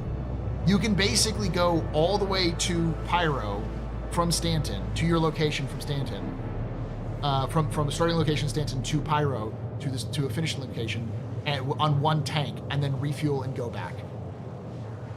It has got insane range. You'd have to do this, you'd have to like stop to refuel at least twice with the Titan. This thing is so good.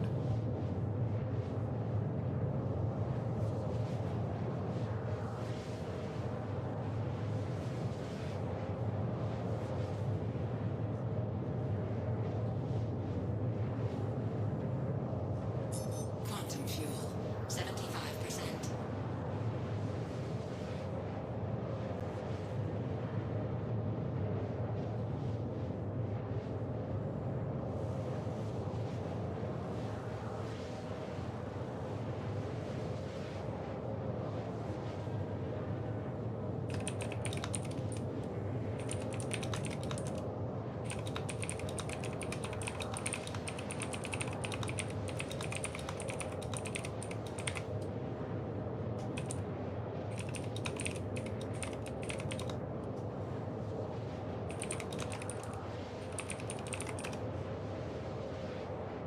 Stop it, Paul. I'm gonna make me get another one.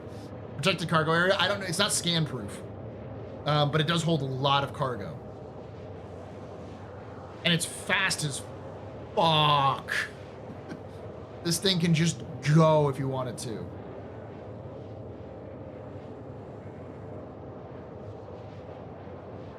Why the heck was that an old account? Hey, Bo.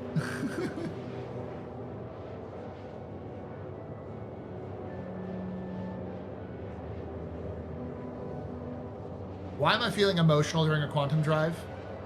Pedro. Pedro, what?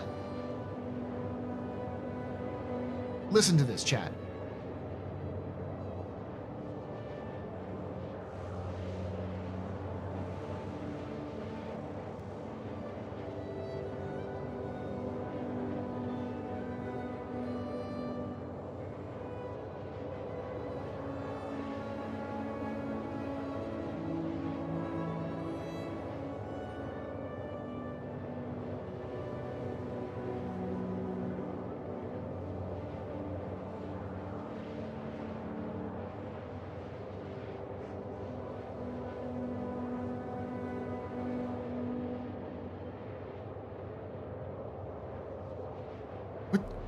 What was that, Pedro?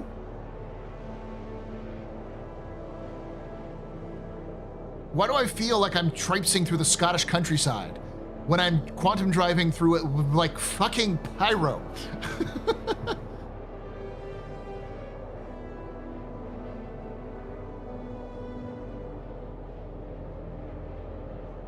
I think it's just they're trying to add a little bit more like exploration vibes to quantum drives.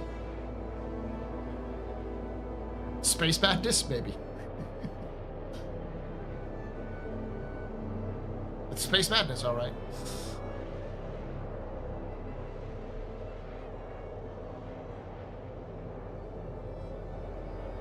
Soul Singer is Pedro's soul extraction mechanism. Ooh, ooh.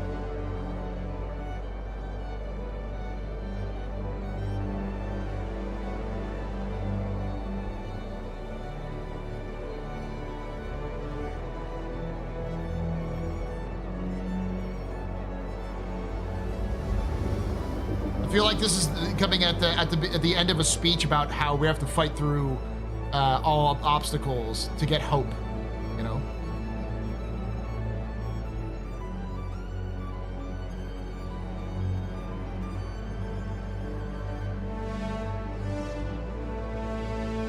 Ooh. Quantum drive deactivated. We have to cancel the apocalypse.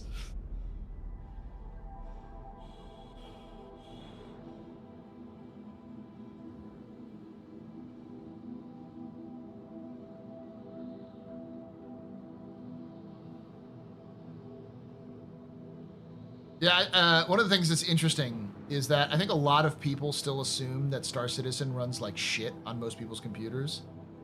And that's the one big advantage of 4.0 is that I think it runs pretty good on most people's computers. I don't have a really good PC, though I do have a PC that's more designed for Star Citizen than most people's PCs might be. But like, it's running pretty good, y'all. The problem is all of the other problems with Star Citizen right now.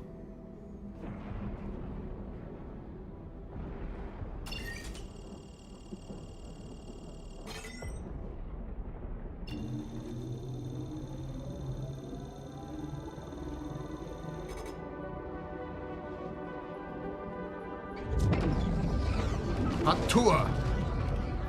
Spit on that thing. That's what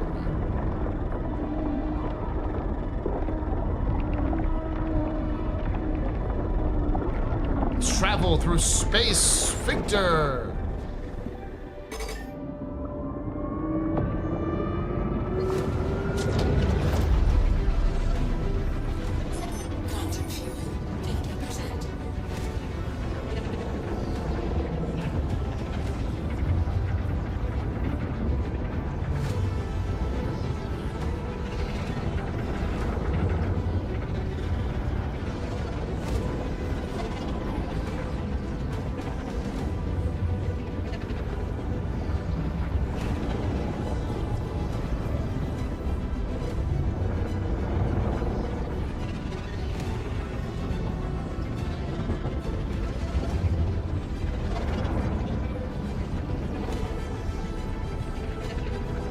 Focus on this.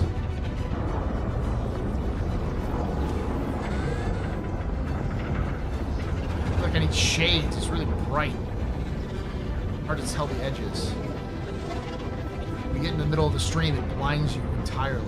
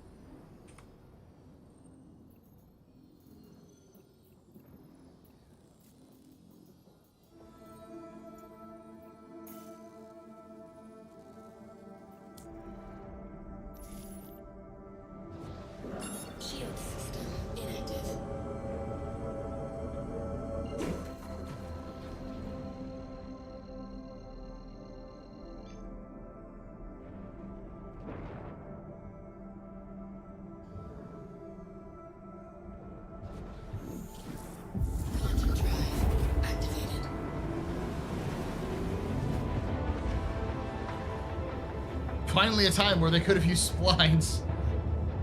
I assume it'll run good, but it seems like a chore to try to play. Yeah, it's definitely a chore to play right now. I've been streaming for 2 hours, and about an hour and a half of that was just me trying to get the damn thing to work.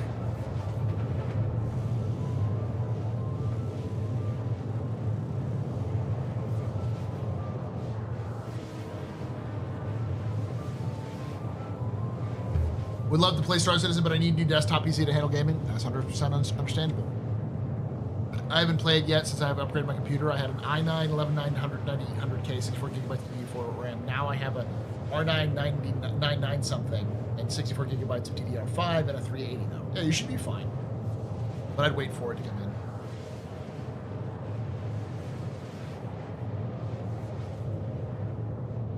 And now, raise the Gellerfield. Yeah. There's also more of a hole and less of the other thing.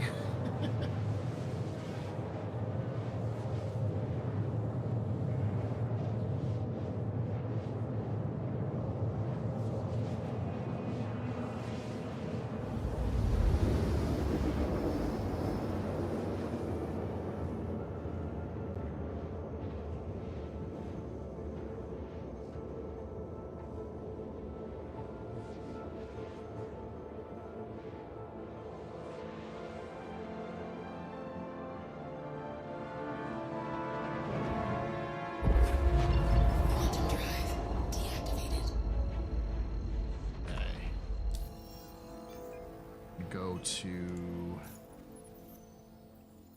Walla. It's on the day side. Close to it.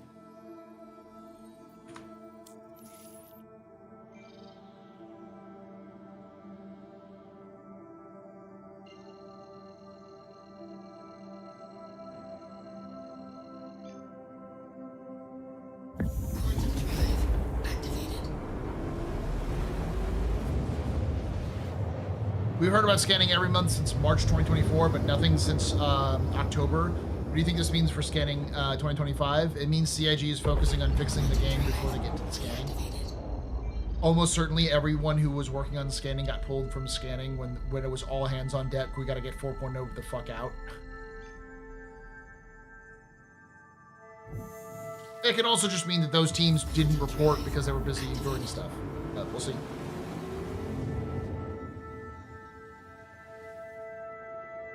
As I've said, when we see scanning, when we see CIG start talking about scanning again, it means that they're working on X.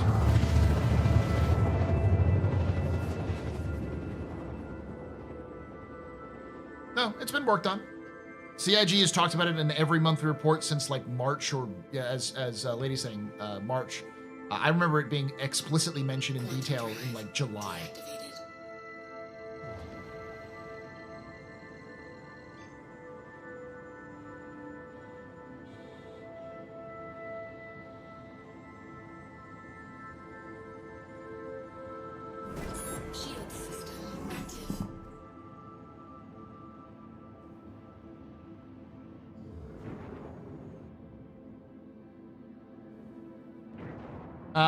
I don't know if you're still watching Execute. If you are, I've already done that.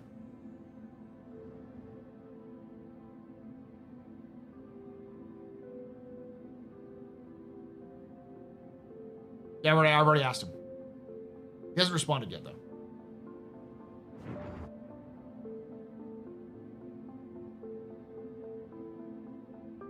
Plus, scanning is a thing that'll be out with content, like we stuff to find not just not just of look or nothing. Yeah, something like that.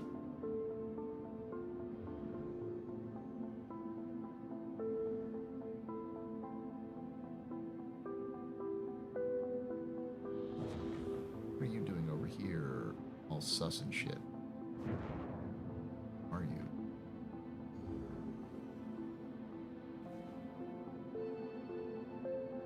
It's a me? It's an upside down Connie? A stripped upside down Connie.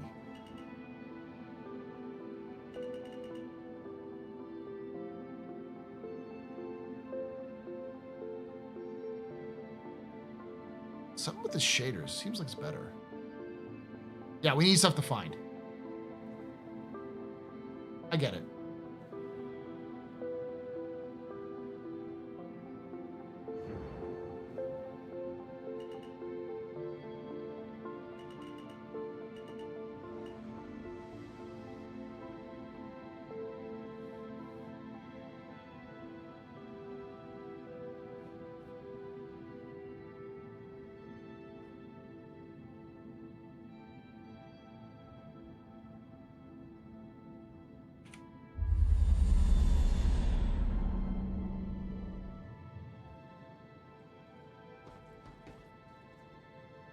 Should be fine.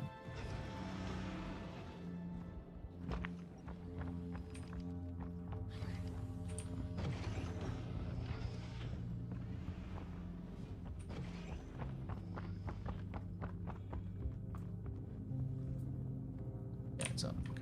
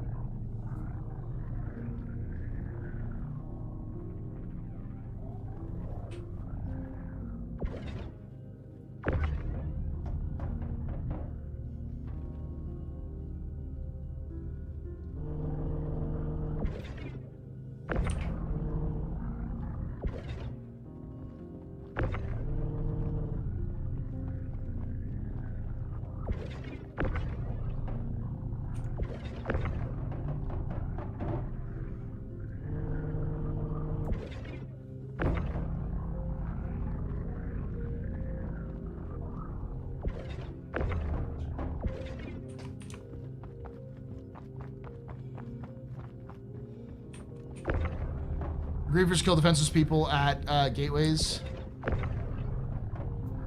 Then as soon as someone shows up to fight them, they run away. Yep, that's how those people work.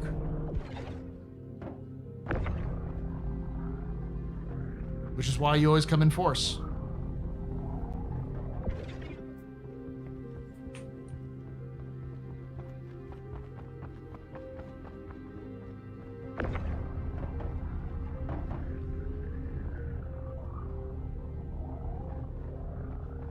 A small ship 315 is so fun. Time to get in the behemoth of a Star Shuttle Gemini. Yeah, I know that feeling.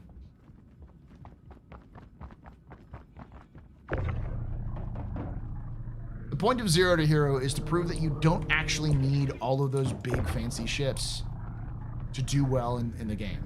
You just need a starter ship and a plan. This is actually going to probably make me less money than if I just did cargo missions. But considering cargo missions might get nerfed at some point, and likely will get nerfed, this is unlikely to be significantly changed in the future.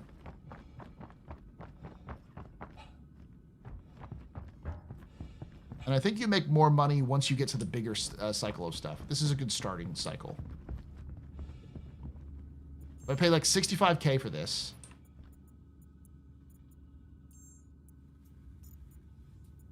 And I've got 83K. So not great. Not awful.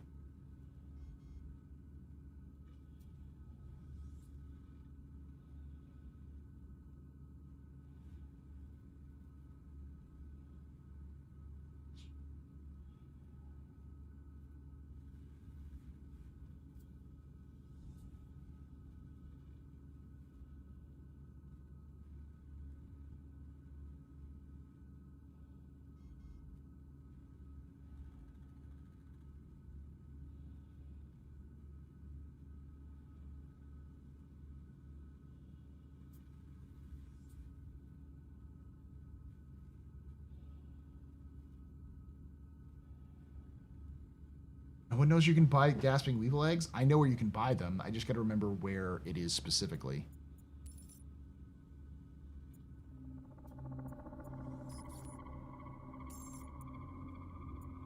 Not too bad.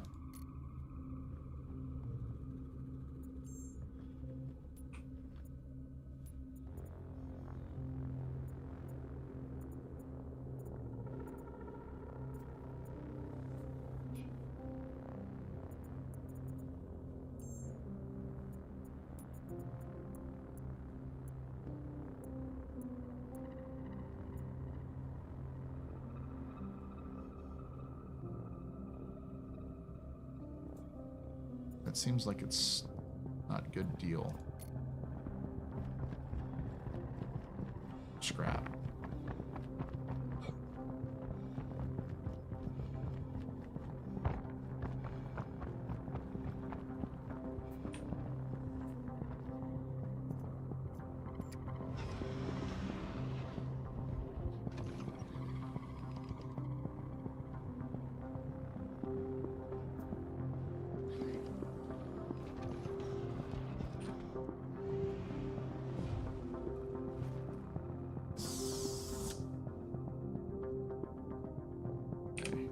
Engines active. Launch complete.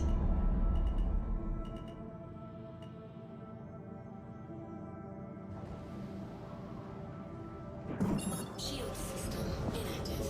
Landing gear raised.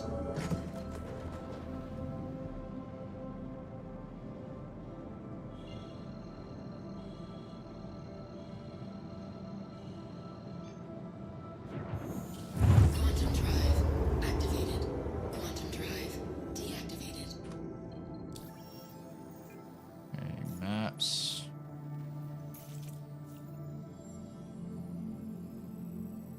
Go to Bajini.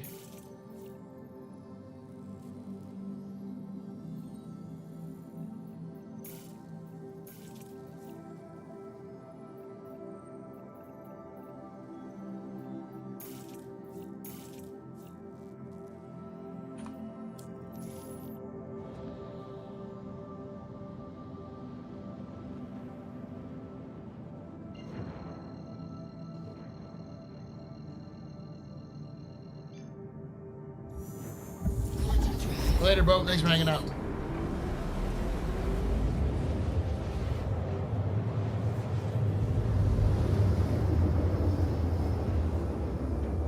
Oh. Quantum drive deactivated. All right. We'll do one more run. I'm gonna go get some gasping weevil eggs and come back. Quantum drive activated. Quantum drive deactivated.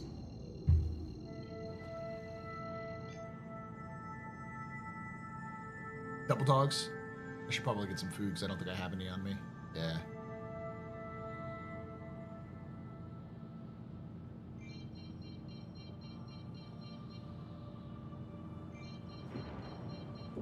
Shield system active.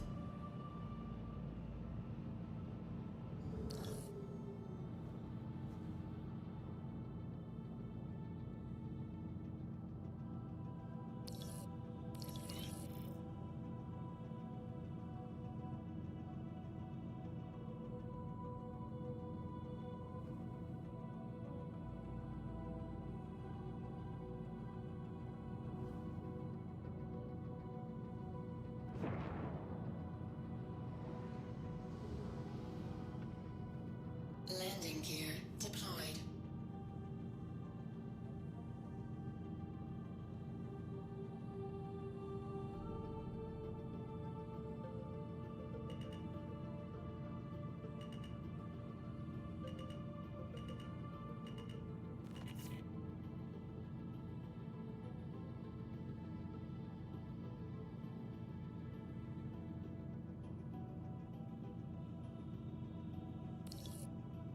Okay. So maps.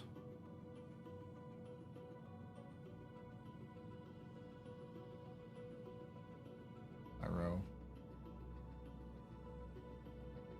So it's around.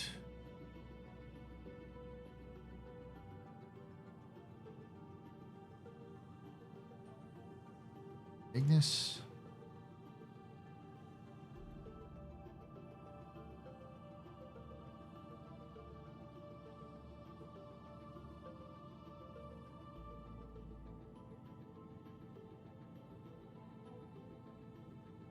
Is it the Ashland?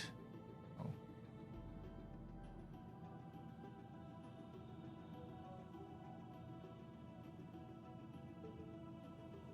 Fuego? Hmm. Oh no, it's on Pyro 4, I think.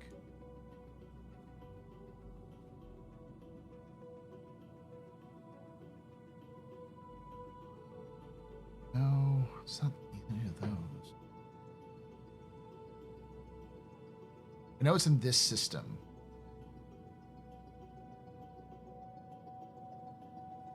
Oh, it's Peak.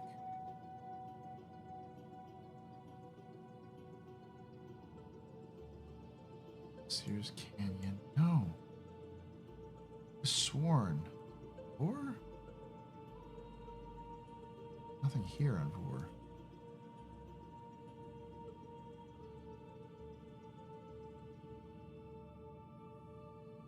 Did they remove some of these locations?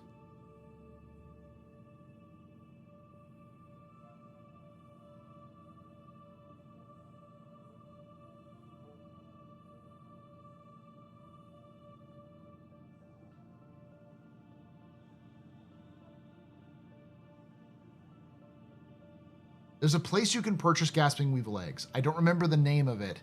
I know generally what it's called in my head. It's like I know what it looks like too. It's like a cliff face.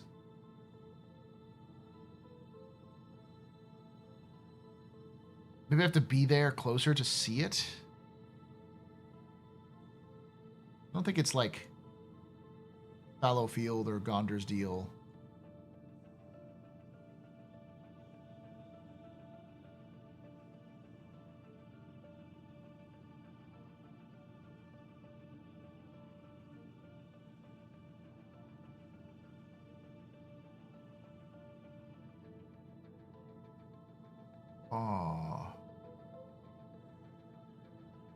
Maybe they removed it.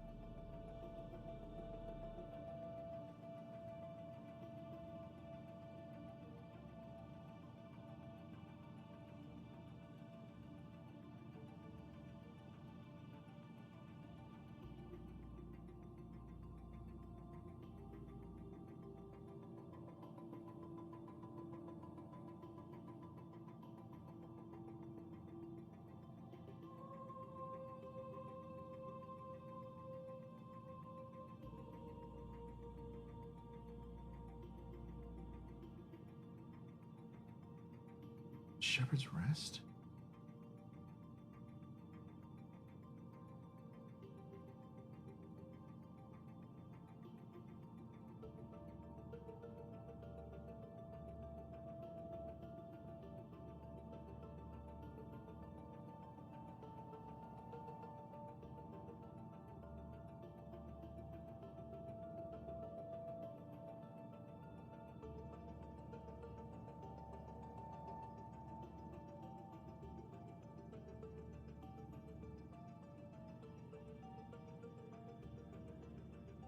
Rustville, which I know about.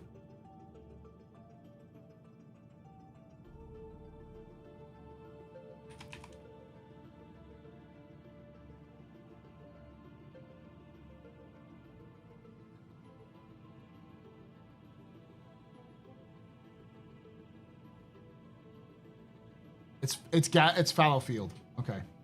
It's Fallowfield. All right.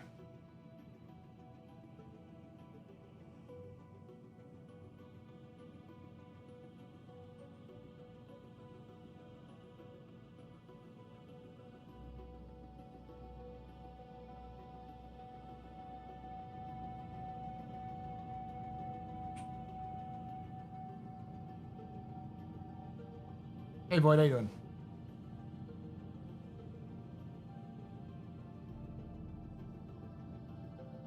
The best part about it is that it has both gasping weevil eggs and ETAM. So if I don't have enough to fill up for gasping weevil eggs, I'll have plenty to get for the ETAM. Welcome to the ASOP Vehicle Retrieval System. Your vehicle has please visit us again. Goodbye.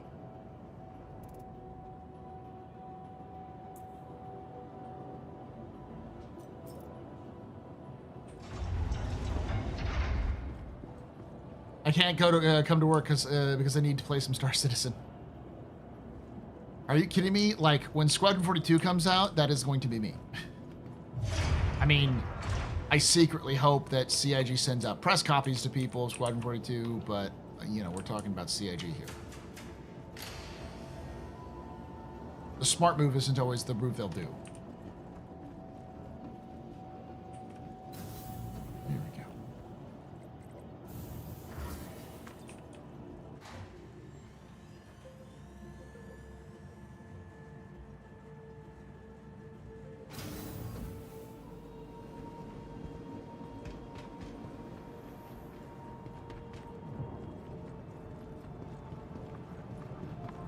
Double dog time for good luck.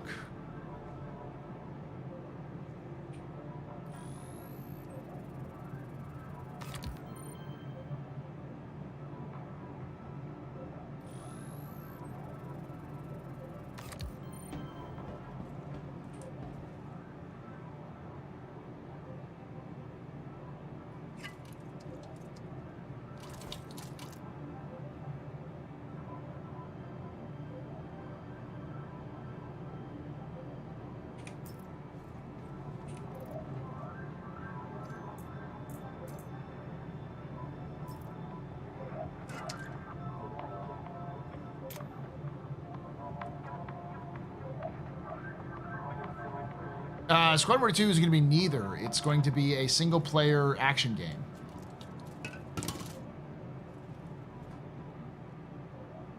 Good day.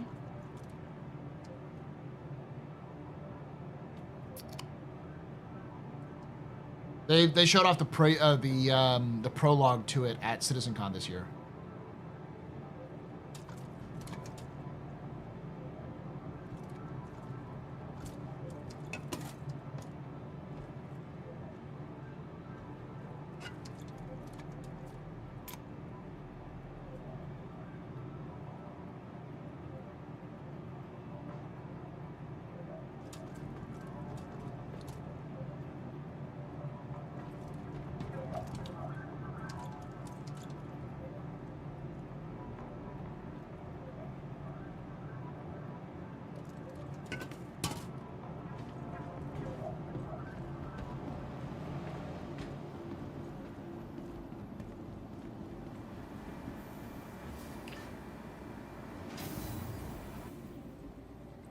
Cargo center.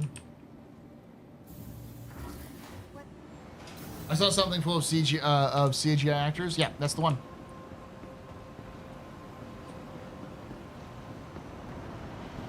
That is Squad 42. That was the prologue.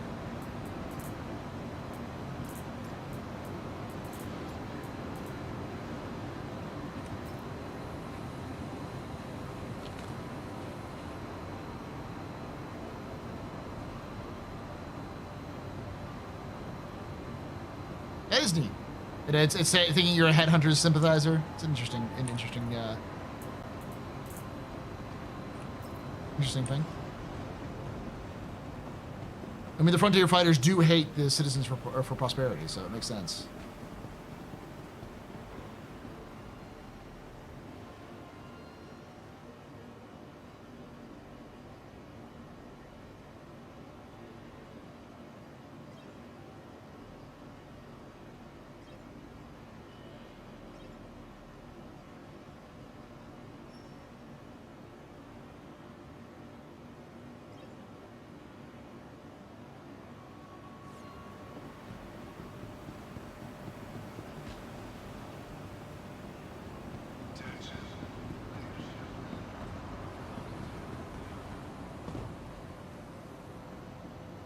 Yes, no, wait, I didn't read it, Paul. I'll forget everything I said. You read it for me.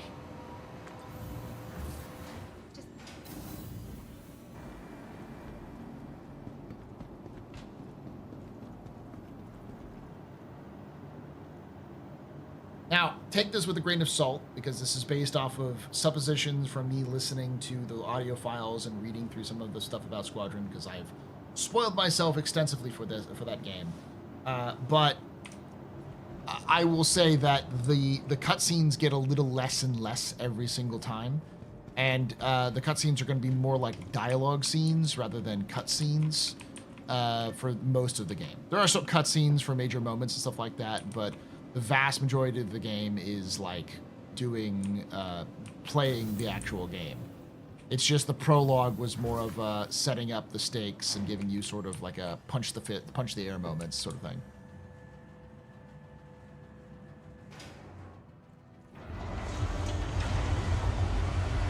Welcome to the ASOP Vehicle Retrieval System.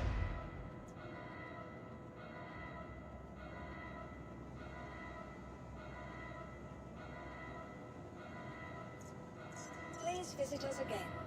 Goodbye. Welcome to the ASOP Your vehicle, please visit us again.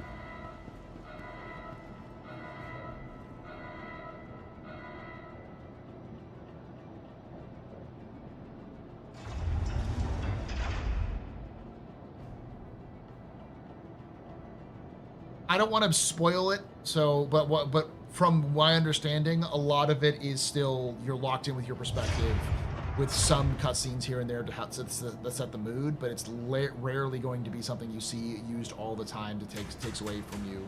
More of a highlighting specific parts of the map or whatever. And Chris has even said that you can cancel them. At least they had the plan to at one point.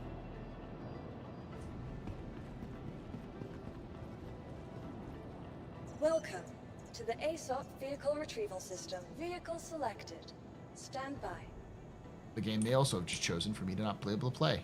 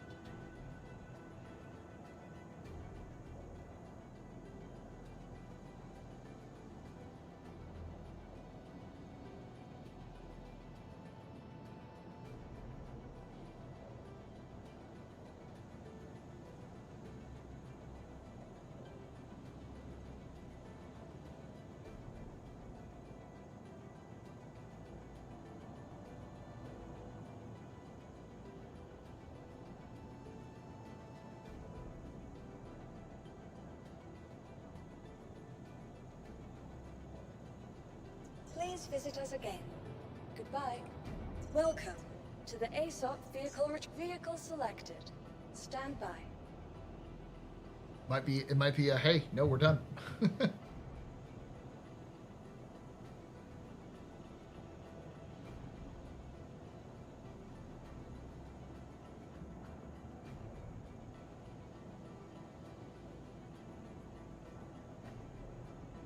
Your lips to God's ears, Jin, or Jaded.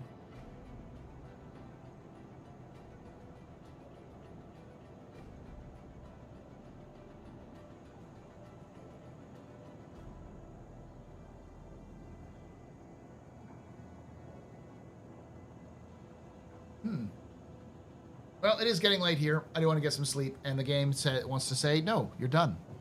That's going to be tomorrow there, Halengar. We're going to be doing the continued look at the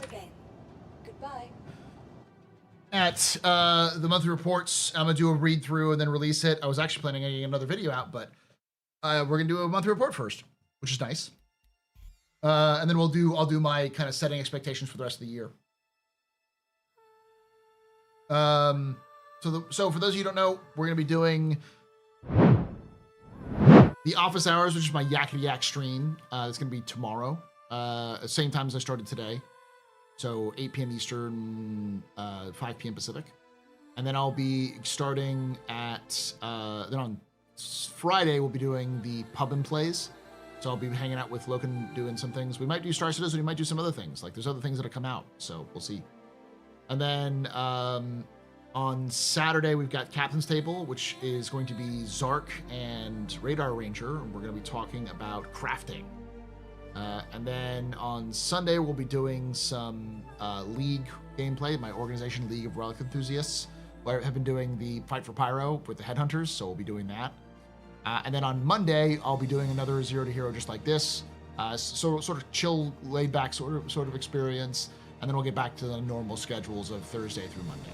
So, hope you're feeling better. I'm doing fine. I need sleep better, and like a bunch of kids have been out sick. My wife has been sick. It's just been a thing. I think it's allergies partially, but it's been definitely going around. So, thank you for watching. Thank you for hanging out. And like I say every time, hope to see you someday in the black.